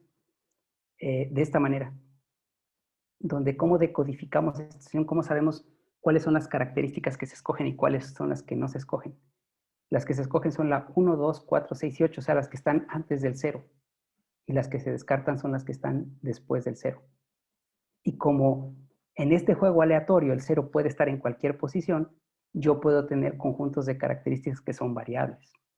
Y eso aumenta la capacidad para poder escoger cuáles son los atributos que me sirven para hacer una mejor clasificación, ¿sí? Entonces el 0 ahí es el que divide las características que se escogen de las que no. Y como hay un juego aleatorio para poder generar estas soluciones potenciales al problema, al final obtenemos resultados interesantes con el esquema de evolución diferencial. De hecho, necesitamos diseñar con esta permutación, que llamamos una permutación basada en una matriz, para poder generar los descendientes. Es un esquema interesante para poder generar a los descendientes. No entro en detalles ahorita, esto no es importante. ¿Sí? Hay una cruza también con respecto a la representación que les platiqué, cómo se van generando los descendientes y que hay que repararlos porque me pueden generar soluciones donde puedo tener valores repetidos. Y eso no se vale porque no puedo tener 2 veces el mismo atributo, no 2 veces la estatura, ¿no? Por ejemplo, en un conjunto de datos. Entonces hay que repararlos, pero el proceso de reparación no es tan complejo, ¿sí? Y con base en ello podemos generar una diversidad interesante de opciones. Lo que les quiero mostrar, bueno, los conjuntos de datos que utilizamos para probar este algoritmo, destaco el número de características que tienen los conjuntos de datos que probamos, ¿no? Probamos con conjuntos de datos que tienen, bueno, por ejemplo, pues digamos un número bajo de atributos, de características, pero también probamos, por ejemplo, en estos que son de microarreglos, que ya tienen conjuntos mucho más grandes en número de atributos. No estamos hablando, por ejemplo, del orden de los 4000 atributos, ¿sí? Y seguimos buscando conjuntos de datos que sean grandotes, porque ahí es donde, otra vez, cuando el problema ya se vuelve más complicado para las técnicas clásicas, es donde tratamos que el algoritmo evolutivo nos dé algo mejor, ¿sí? Entonces aquí, sin entrar mucho en detalles, destaco los resultados que tenemos en clasificación, por ejemplo, porcentaje de clasificación, el accuracy, ¿sí? Con respecto a técnicas tradicionales de selección de características o de plano con los resultados sin haber hecho la selección de características, ¿sí? Entonces ahí en negritas tratamos de demostrar dónde están los porcentajes de clasificación más altos. Hacemos una prueba estadística para ver si efectivamente son los mejores resultados. Hay significancia estadística. Y vemos que claramente nuestro método se comporta mejor que otras opciones. ¿Sale pues?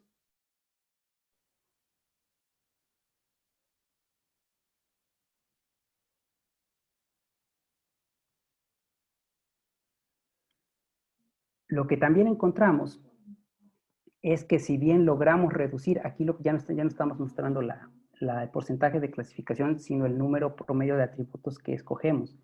Aquí sí notamos que las técnicas tradicionales logran encontrar conjuntos de atributos más pequeños que los nuestros, ¿sí?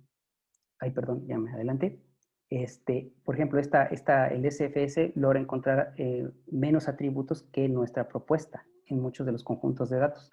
Pero si recordamos, nosotros tenemos un mejor porcentaje de clasificación, lo que nos hace pensar que la técnica evolutiva, en este caso, ¿sí?, mantiene esos atributos que son importantes para realmente hacer una clasificación, aunque sacrifica que el conjunto de características es mayor. las técnicas clásicas. Aquí vemos, por ejemplo, el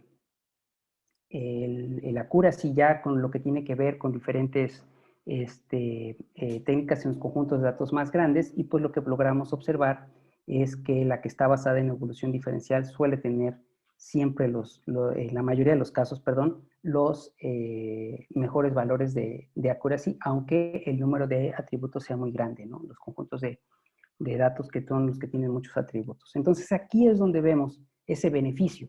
Si bien la minería de datos tiene ya sus técnicas bien establecidas y digamos hay mucha ya experiencia para poder decir, bueno, si yo voy a hacer selección de características, estas son mis técnicas que me funcionan muy bien.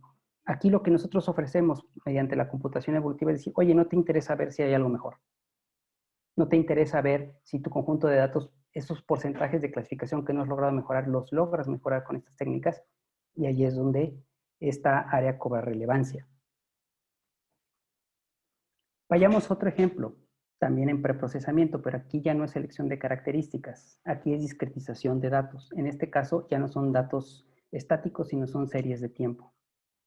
Aquí lo que hicimos fue discretizar datos temporales, pero con un esquema de multiobjetivo, un problema multiobjetivo. ¿Por qué? Porque una ventaja que nos da la computación evolutiva es que es buena para resolver problemas de optimización con un solo objetivo, pero también con múltiples objetivos. Aquí consideramos 3. Queríamos discretizar series de tiempo, como la que ven ahí en la rayita roja, para llegar a algo como lo que ven en la rayita azul, que los algoritmos de aprendizaje suelen tener mejor desempeño si la serie va discretizada, porque ya van los elementos importantes y se descarta el posible ruido que pueda tener la serie original, como la que ven ahí. Y ocupamos 3 objetivos al mismo tiempo: clasificación, complejidad y pérdida de información. Queríamos encontrar un compromiso entre esos 3 objetivos al momento de hacer la discretización. Entonces, aquí lo que hicimos fue que la serie se discretizaba teniendo diferentes, se les llama segmentos de palabra, ¿sí? Y diferentes alfabetos en diferentes periodos. Entonces podemos discretizar la serie de tiempo con mucho mejor calidad que las técnicas tradicionales, que tienen un número de palabras y alfabetos fijos. Nosotros lo tenemos en este caso variable, otra vez mediante la representación de soluciones del algoritmo evolutivo. Entonces podemos tener tamaños de palabra de diferente tamaño y también por cada palabra podemos tener diferentes alfabetos. Por ejemplo, la primera palabra llega hasta la E, la segunda palabra nada más llega hasta la D. Y entonces lo que buscamos es tener mejor calidad en la discretización de los datos. Los esquemas tradicionales esto es fijo, o incluso ustedes tienen que dar los parámetros para ver qué valores quieren de alfabeto y de tamaño de palabra para poder tener una discretización. Nosotros lo hacemos de manera automática mediante el algoritmo evolutivo. Como fue un algoritmo evolutivo multiobjetivo, ocupamos como base uno muy conocido que se llama NSGA2. Y para el manejo de preferencias, buscábamos la solución que tuviera el error más pequeño en el conjunto de entrenamiento, y con base en eso teníamos muy buenos resultados. Y la codificación, utilizamos una codificación variable, que es la que les voy a mostrar aquí, para poder encontrar por cada palabra y alfabeto diferentes tamaños. Aquí ustedes están viendo, por ejemplo, cómo representamos mediante un vector la complejidad que tiene el esquema de discretización. Aquí está representado, y esta representación es la que ya utilizamos operadores de cruce y mutación sobre ella para hacer todo el proceso de evolución. Ocupamos diferentes conjuntos de datos. De hecho, aquí nada, este es un subconjunto. Aquí ocupamos un montón de conjuntos de datos. Son series de tiempo, conjuntos de datos de series de tiempo, ¿sí? Esos que ocupamos, y pues les muestro algunos resultados. Aquí, por ejemplo, lo que vemos, nuestro algoritmo es la programación, ¿dónde está? El algoritmo evolutivo. Grosso modo aquí, si los resultados caen en cualquiera de estos dos cuadrantes, significa que nuestro algoritmo es mejor. Estos resultados que ven aquí aislados son cuando otros de los algoritmos de discretización nos dan mejores resultados. Entonces vemos que la mayoría de los conjuntos de datos concentran los mejores resultados ocupando el algoritmo multiobjetivo. Y todos estos métodos que ustedes ven aquí son métodos clásicos para hacer el proceso de discretización de series de tiempo. Otra vez, vemos que la computación evolutiva ofrece mejores resultados que las técnicas tradicionales. También medimos la compresión, qué tanto lográbamos comprimir las series de tiempo. Y lo que lográbamos ver aquí, nuestro algoritmo, que son los cuadritos negros, siempre se mantuvo en la mayoría de los casos por abajo del nivel de compresión de los otros métodos. Entonces, podemos tener buenos esquemas de discretización comprimiendo mejor los datos. ¿Por qué? Porque encontramos buenos compromisos entre los objetivos que queremos optimizar, a diferencia de los métodos tradicionales que suelen fijarse nada más en algún criterio. Nosotros podemos encontrar compromisos entre ellos y esto nos da mayor flexibilidad.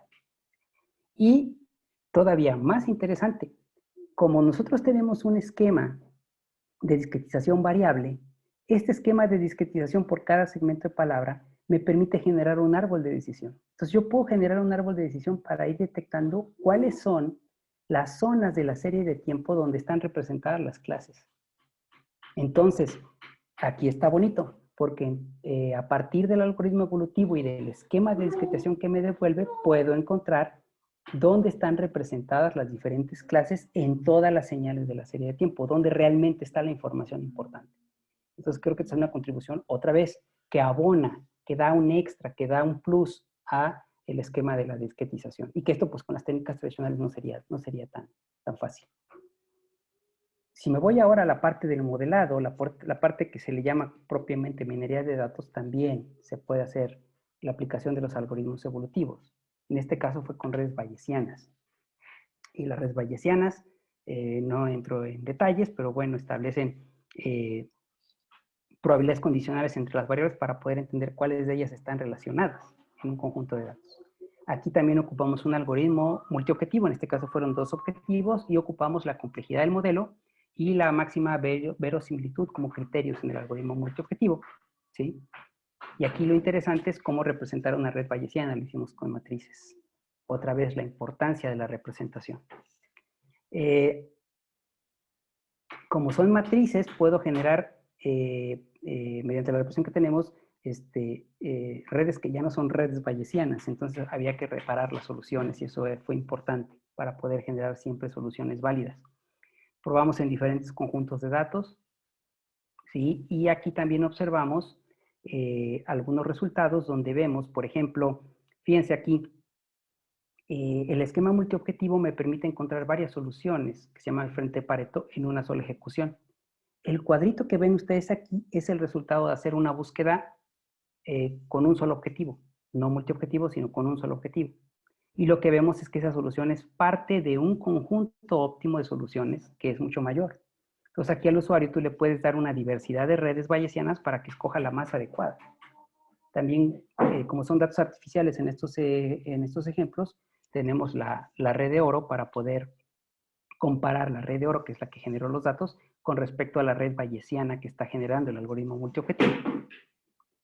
Entonces, también probamos con datos reales, aquí ya no conocemos la red de oro, pero podemos ver casos interesantes, por ejemplo, como el de la derecha, donde al hacer una búsqueda monoobjetivo, que muchas de los generadores de redes bayesianas, por ejemplo, los que están en Weka y demás, pues hacen búsquedas de trayectoria monoobjetivo, vemos cómo el algoritmo multiobjetivo logra encontrar redes bayesianas, que están aquí en el frente de Pareto, que son mejores que las que está generando, en este caso, Weka. Otra vez, tenemos un plus y podemos generar algo que añada calidad al análisis de los datos. Y bueno, aquí medimos, por ejemplo, la divergencia de Kullback-Leibler para poder determinar la calidad de las redes bayesianas que estábamos encontrando y bueno, en general fueron de mejor calidad con respecto a las que generábamos de manera monoobjetivo. Y un trabajo más reciente, estamos muy enfocados en el grupo de Kopnek en neuroevolución. También estamos haciendo representación, por ejemplo, de redes neuronales convolucionales para hacer procesamiento de imágenes. Entonces aquí estamos haciendo una codificación a nivel de bits de la complejidad de una red convolucional. ¿Por qué? Porque si representamos a la red convolucional con una cadena de bits, podemos ocupar un algoritmo. En este caso ocupamos programación evolutiva. ¿Se acuerdan de la historia? Aquel que se basó primero en autómatas. Y con esa representación binaria podemos ocupar ese algoritmo para poder generar, evolucionar la arquitectura de la red convolucional. Algo muy común en el área de las redes convolucionales, pues es que hay arquitecturas muy bien definidas y simplemente se adoptan para poder resolver un problema en particular, pero son muy grandes. Lo que estamos nosotros encontrando es, mediante el diseño del algoritmo evolutivo para hacer la neuroevolución, es que podemos encontrar, y aquí está el resumen, por ejemplo, para una red convolucional para imágenes de COVID-19, con pulmones con daño en COVID-19, que es mucho más sencilla que las que están en la literatura, ¿sí? Aquí les muestro un resultado interesante. Comparamos contra algunas redes que ya están en la literatura y vean cuántos parámetros tienen, o sea, son del orden de arriba del 1.000.000 y tienen precisiones muy altas. Nosotros estamos, mediante neuroevolución, encontrando redes convolucionales que sí, todavía no tenemos la precisión que quisiéramos, estamos por abajo, aunque en especificidad no nos va muy bien, pero en sensibilidad sí. Pero es una red mucho más pequeña que las que se están ocupando. Entonces, queremos ocupar técnicas para poder ir detectando las zonas importantes de la red convolucional para poder entender por qué nos está dando un resultado, porque nos está dando, porque las redes neuronales son muy oscuras en esa parte, pero pues no es lo mismo analizar una red de 48 millones de parámetros que una red de 500.000 parámetros. Entonces es lo que estamos buscando nosotros con la neuroevolución. Otra vez, el algoritmo evolutivo ofrece una característica diferente a lo que se puede tener directamente ya en el proceso de minería de datos. Aún tenemos problemas porque se tiene una convergencia relativamente prematura. Esta es una gráfica de convergencia, ven cómo rápidamente mejora, pero se estanca muy rápido también. Entonces, necesitamos mejorar ahí todavía el desempeño. ¿Sale pues? Y también está la asistencia del otro lado. ¿Cómo ocupamos ahora los modelos, la minería de datos para asistir a un algoritmo evolutivo? En este caso, si yo quiero resolver un problema de optimización, ahí está un problema de optimización, aquí hay una función que quiero maximizar o minimizar, incluso tiene restricciones. Como el problema de la pieza tubular que ya les platiqué. Pero aquí lo que hacemos es que asumimos que evaluar una solución, pensemos en la pieza tubular que les platicaba hace ratito, es muy caro. ¿Sí? Tarda mucho la computadora en evaluar una solución y ya vieron que estos algoritmos son poblacionales y que evalúan muchas soluciones en cada una de las generaciones. Entonces, lo que se hace es que con las soluciones que vamos evaluando en el modelo original, que ya sabemos que es caro, construimos un modelo. Y algunas de las soluciones van a ser evaluadas no en la función cara, sino en el modelo que aproxima a la solución cara. Y eso se llama optimización asistida por modelos subrogados. Y entonces lo que tenemos es un algoritmo evolutivo. Aquí está el algoritmo evolutivo, grosso modo como lo del que vimos con los caballitos algunas diapositivas antes. Y lo que vemos es que ahora tengo un aprendizaje al inicio, tengo soluciones en la población inicial y voy a construir un modelo. Y en el proceso de evolución voy a ir generando nuevas soluciones y algunas de ellas las voy a evaluar en el modelo original y otras en el modelo aproximado. Y las que evalúo en el modelo original me van a servir para actualizar el modelo y mejorar su calidad. Y entonces en el mismo proceso pasan varias cosas. Voy resolviendo el problema que me interesa, disminuyo el costo computacional porque no todas las soluciones las voy a evaluar en el modelo caro, algunas en el modelo aproximado, y también voy mejorando la calidad del modelo aproximado con las nuevas soluciones que van llegando. ¿Sale pues? Aquí ocupamos un algoritmo de aprendizaje de los más sencillos, el KV-Sims más cercanos. Ese fue el que nos ayudó, ¿sí? Y lo ocupábamos para modelar la función objetivo y fíjense que también para modelar las restricciones del problema, porque nuestro problema aquí tiene restricciones, ¿sí? Aquí lo interesante es, digamos, cuáles de todas las soluciones de la población necesito para escoger, para evaluarlas en el modelo caro, ¿sí? Y que me permitan actualizar de mejor manera el modelo, y es todo un tema. ¿Sale pues? Probamos varias técnicas de manejo de restricciones, no entro en detalles, probamos en muchos problemas de optimización, ¿sí? Pero aquí lo interesante es ver cómo, y aquí en estas figuritas les explico brevemente, esta zona que está aquí, como que esta puntita de esta elipse, es donde están todas las soluciones que cumplen con las restricciones. Lo que podemos ver es que en todos los casos, los algoritmos, de hecho el de la derecha lo hace de mejor manera, vean aquí esta zona azul, logran llegar muy bien a la solución real, aunque muchas de estas soluciones fueron evaluadas en el modelo aproximado. ¿Sí? Entonces quiere decir que el aprendizaje aquí baja el costo computacional del algoritmo evolutivo y aún así logramos encontrar soluciones competitivas. Eso es lo interesante. Aquí hay otros resultados. Vean cómo en este caso, todavía la aproximación en este punto que estoy tratando de remarcar aquí es muy buena, a pesar, otra vez, de que no todas las soluciones se evaluaban en el problema real, sino en el modelo construido a través de las soluciones evaluadas en el modelo CARO, ¿no? Algunas gráficas de convergencia, en este caso es minimización, van para abajo, y vemos como en todos los casos, aún con diferentes comportamientos, el algoritmo evolutivo sí logra resolver el problema, aunque esté asistido por el modelo subrogado. Y un ejemplo, creo que es el último que traigo, en este caso optimización binivel va en el mismo sentido. Fíjense que estos problemas son bien complejos y son muy costosos. No entro en detalles, pero lo que les platico es que dentro de un problema de optimización, tengo otro problema de optimización. Entonces, tengo problemas anidados de optimización, son muy costosos computacionalmente. Entonces, aquí con Jesús, uno de mis estudiantes de doctorado, se han estado utilizando modelos como les platiqué, nada más que aquí lo ocupa otro, aquí les voy a platicar cuál es. Aquí está el problema de binivel, tenemos un problema de optimización, pero como restricción tenemos otro problema de optimización, entonces se da el problema en dos niveles. Lo interesante aquí es que Jesús utiliza funciones de base radial, que es otra técnica tomada del aprendizaje de máquina, y con eso aproximamos los comportamientos tanto en el problema de arriba como en el problema de abajo para decrementar el costo computacional, que es muy alto. Y lo que mostramos aquí con las gráficas que generó Jesús es que vemos que hay un parámetro por ahí que hay que calibrar en el modelo, pero que podemos generar comportamientos bastante buenos con respecto al comportamiento de la función. Por ejemplo, aquí el modelo exacto es el que está punteado, ¿sí?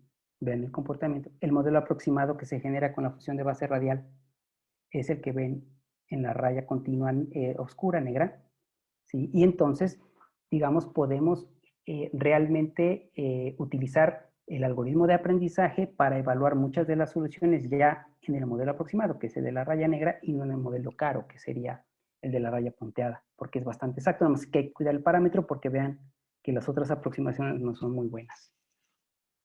Y bueno, les decía yo que ocupamos la función de base radial en el problema de arriba, en el problema de abajo. Podemos ocupar diferentes optimizadores en el problema de arriba y en el problema de abajo, ¿sí? Y lo interesante aquí, pues es que sí, perdón, que me pasé, logramos ahorrar muchas evaluaciones. Aquí les muestro cuántas evaluaciones, entendamos evaluación cada vez que a una solución le calculo su valor de aptitud.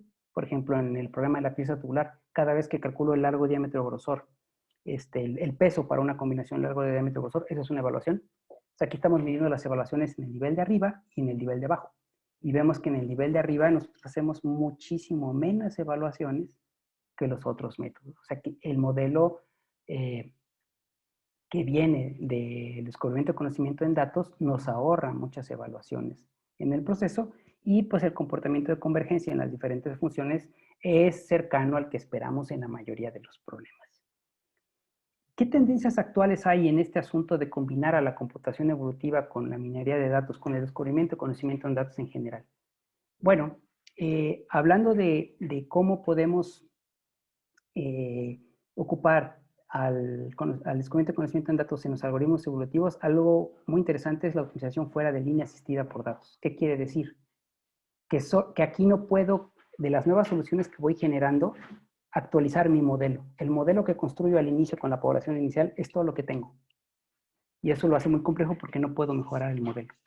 Entonces el error puede ser muy grande. Entonces hay ahí todo un reto de cómo trabajar con este asunto de fuera de línea. Algo que no se ha tratado tampoco son problemas de optimización dinámica donde se asisten con modelos de minería de datos. Eso tampoco se ha mostrado.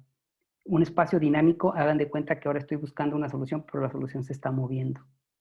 Entonces, como que de repente el algoritmo ya la va a encontrar y ya se movió, entonces ahora tiene que ir hacia otro lado para encontrarla. Esos son los problemas dinámicos, ¿sí? y también en espacios con muchas variables. Aquí veíamos ejemplos de optimización con problemas de máximo, ¿qué les diré? 20 variables. Pero ¿qué pasa si tengo 100, 500, 1000 variables? ¿Cómo construir un modelo que sea bueno si tengo tantos atributos?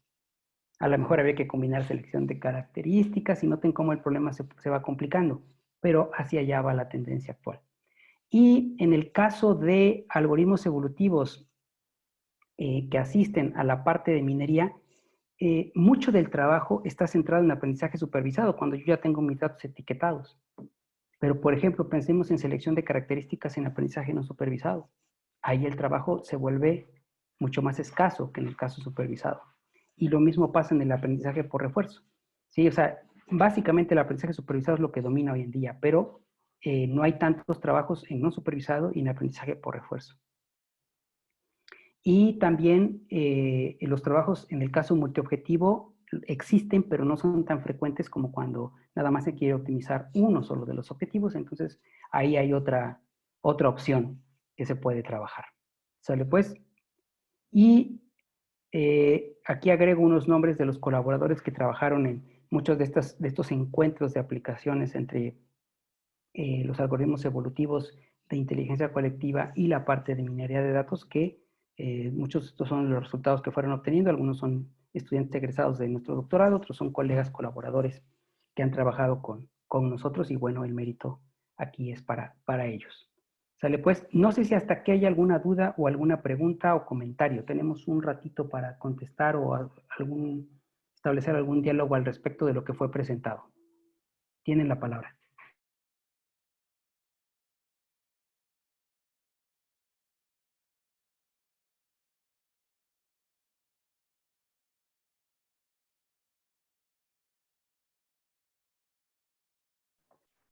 Bueno,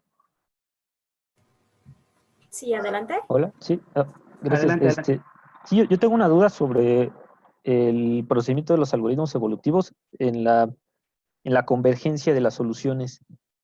¿Existen métodos para plantar como una especie de semilla o soluciones ya como específicas para acelerar la convergencia y obtener una solución más rápido? ¿O es meramente aleatorio? No, sí lo hay, sí lo hay. Se llama incorporar conocimiento en la búsqueda y se pueden insertar en la población inicial ya soluciones, ¿cómo decirlo? Ahora sí que como las que yo quiero para que el algoritmo las mejore, sí se puede. Pero como les mostraba yo en los ejemplos de gráfica de convergencia, estos algoritmos particularmente son buenos para que de cosas muy malas rápidamente empiezan a mejorar su calidad.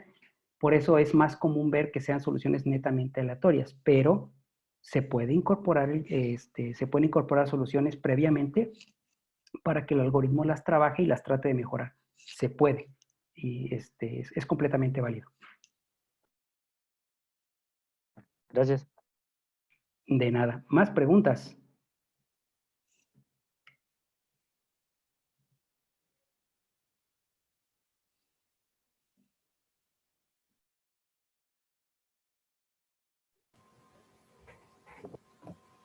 En ¿Me el chat, escuchó? doctor, dice Marco Antonio, dice todo bien, un tema muy interesante, muy amplio.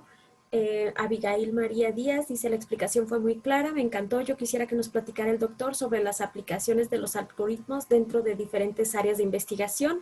¿En qué están trabajando actualmente? Gracias por la pregunta y bueno, por el comentario también. Ahorita nos estamos centrando particularmente en neuroevolución. Hay un trabajo muy fuerte en redes profundas, pero no tanto en tratar de optimizar sus arquitecturas. Si bien el aprendizaje se resuelve muy bien con las técnicas de gradiente para hacer el aprendizaje, eso funciona bastante bien. Se puede intentar también hacer el aprendizaje con el evolutivo, pero lo que usualmente se trata de evolucionar es la arquitectura. Entonces estamos centrados mucho en esa parte. ¿Por qué? Porque queremos generar modelos profundos, pero no tan profundos, que sean menos pesados por dos cosas. Una, para poder aplicar alguna técnica y poder entender cómo se está comportando la red y que nos diga otra vez, que nos conteste un poquito por qué está tomando ciertas decisiones. Esa es una motivación. Y la otra, Pues es que no todo mundo tenemos acceso a múltiples GPUs y demás para poder hacer un entrenamiento adecuado. Entonces, nosotros quisiéramos que este tipo de redes profundas pudieran estar, por ejemplo, en hospitales donde no tienen equipos de cómputo carísimos para poder hacer ese superprocesamiento y ese entrenamiento con nuevas imágenes, por ejemplo, pensando en COVID y demás, sino que puedan correr en máquinas pequeñas. Pero por eso necesitamos hacer la optimización hasta donde se pueda, ¿sí? De la arquitectura y de la complejidad de la red. Entonces estamos ahorita muy centrados en esa parte. La otra tiene que ver con selección de características porque vemos que hay muchos conjuntos de datos con una gran cantidad de atributos y pocos casos. En el dominio médico esto es muy común. Entonces vemos que las técnicas evolutivas mejoran en muchos de los casos los resultados que puedes obtener con herramientas como Weka o como el mismo Python con ya las librerías que tienen disponibles para hacer selección de características. Los evolutivos suelen dar los mejores resultados. Aquí el mensaje es ese. Si tú quieres probar de los resultados que tú tienes, si puedes encontrar algo mejor, la opción puede ser la minería evolutiva de datos. Una pregunta. Adelante. Cuando hablas de, porque trabajamos en el tema de selección de características y Sí. estamos, por ejemplo, ahorita trabajando con algo de imágenes médicas. Nuestro problema es ese. Estamos trabajando con un grupo de expertos que llegaron ahorita a clasificarnos ya 200 imágenes, pero aún tenemos todo un montón de imágenes ahí. Entonces, empezar a hacer ese filtrado en este caso de ver qué características nos pueden hablar de ello. Hemos estado explorando análisis topológico computacional para ver qué se puede hacer ahí en este sentido y hemos visto ciertos resultados. A su experiencia, el impacto que puede tener un algoritmo evolutivo en esta clase de tareas, específicamente en imágenes clínicas, que es ahí donde se centra el trabajo que ahora estamos haciendo. ¿Cómo ha sido?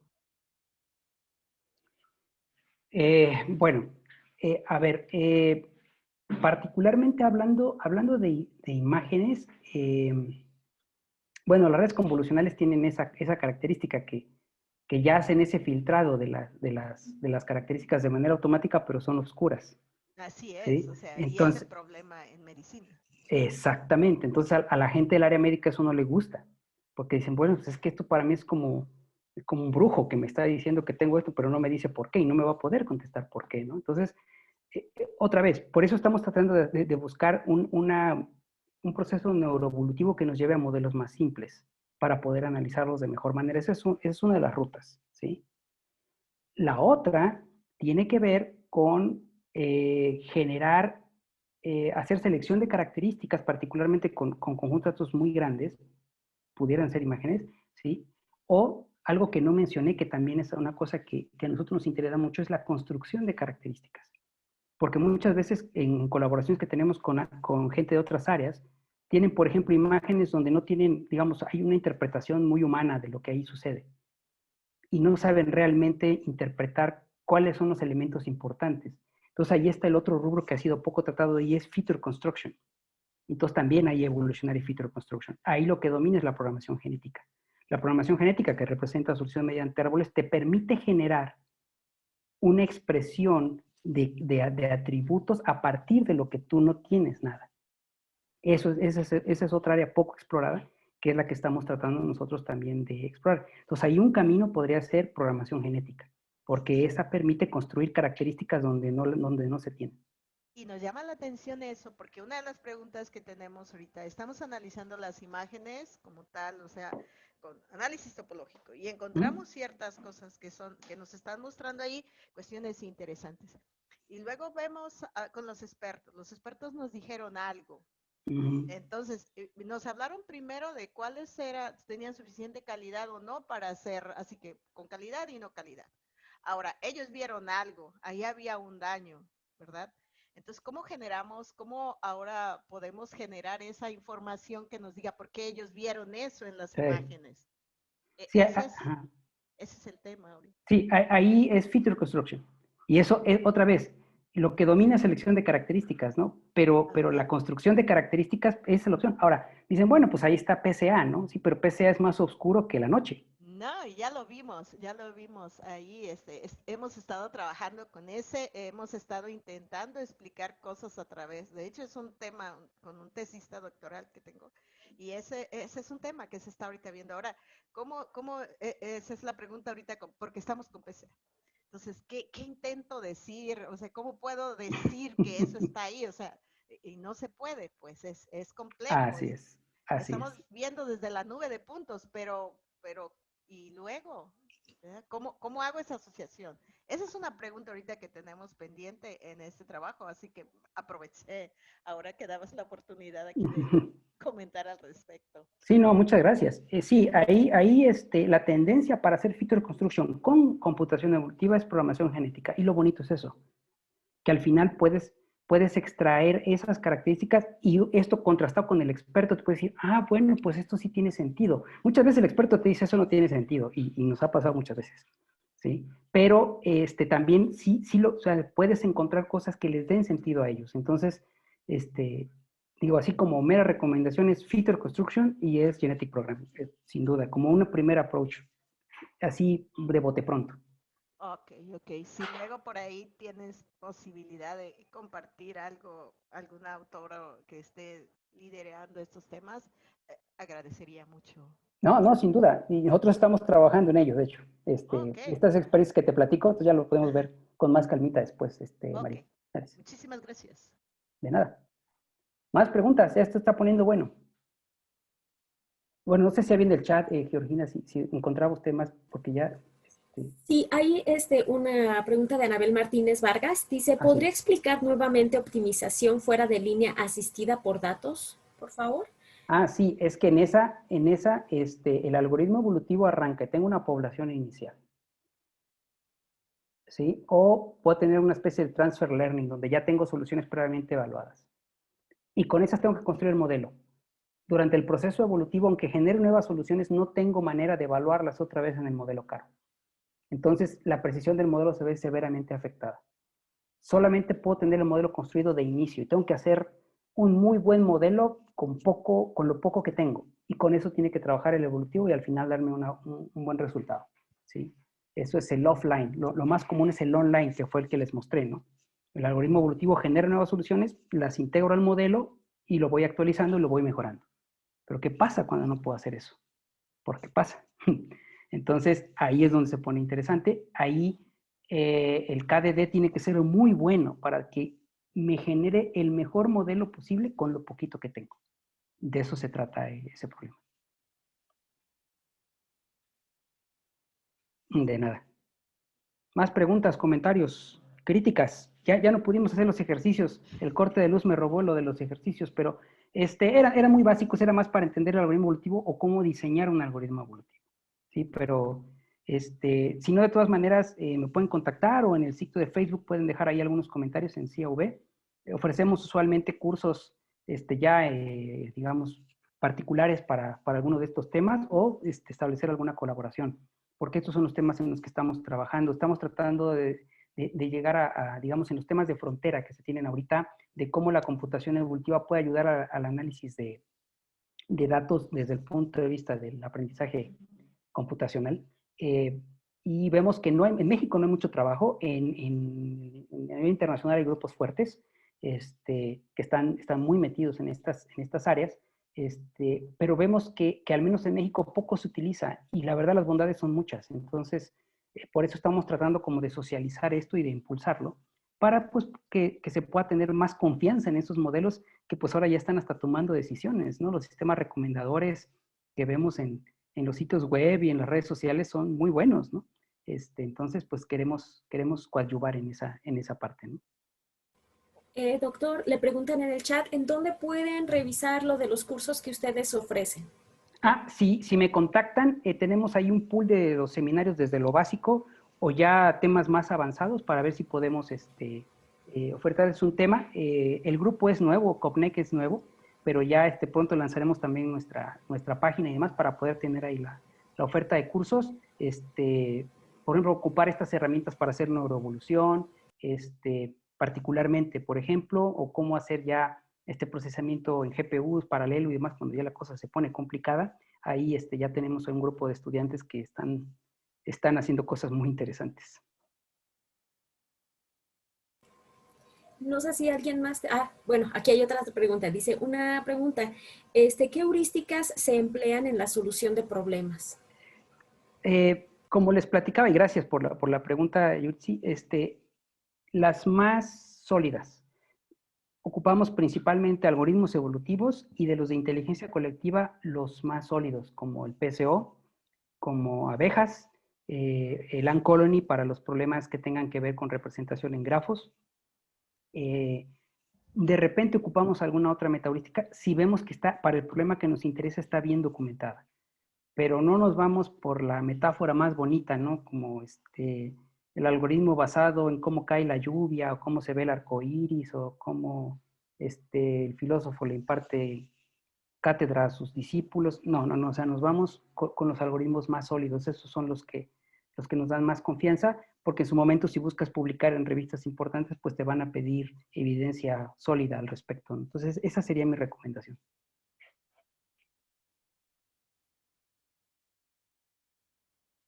Otra pregunta más de parte de Manuel Cuevas. Dice una pregunta, fuera del tema, ¿se va a tener acceso a las grabaciones de las pláticas?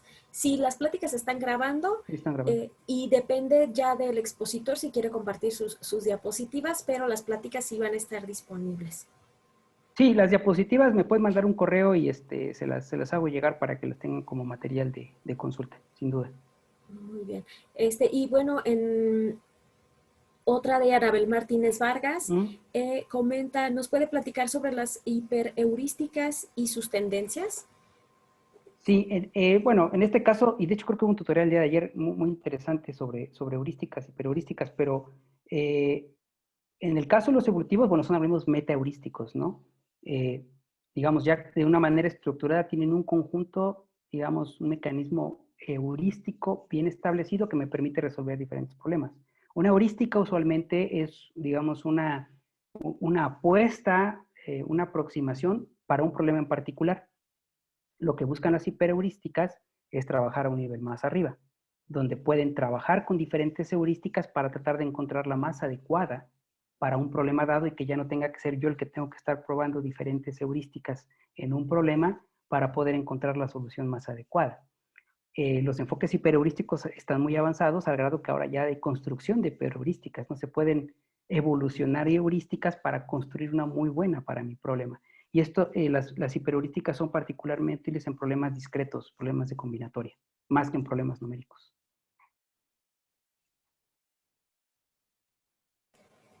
Bueno, tenemos también muchos comentarios agradeciéndole su tutorial que fue muy interesante, doctor. Lo felicito mucho por todo el material que nos preparó y todo lo que nos estuvo enseñando el día de hoy. Hay muchas personas, por lo visto, muy interesadas en su trabajo. Ojalá puedan comunicarse con él para hacer algún tipo de colaboración o si están interesados en irse a estudiar también para allá con ustedes, ¿verdad, doctor? Sin duda. Sin duda. Bueno, le damos muchísimas gracias y recuerden que los siguientes tutoriales los retomamos a las 3 de la tarde y bueno, nuevamente muchas gracias, doctor, y seguimos en contacto. Muchísimas gracias por la asistencia, Georgina. Muchas gracias a todos los asistentes. Este asunto de las cuestiones en línea luego dificulta la interacción, pero bueno, si me mandan un correo, ya con calmita se puede uno poner a platicar, ya sobre un tema en particular. Me disculpo por el corte de luz, no me había pasado en mucho tiempo, pero ahí se fue la luz. Entonces, una disculpa por ello, eso me recortó también los tiempos para la práctica que traigo aquí pequeñita, pero bueno, podemos platicarlo ya más adelante para quienes estén interesados, con todo gusto.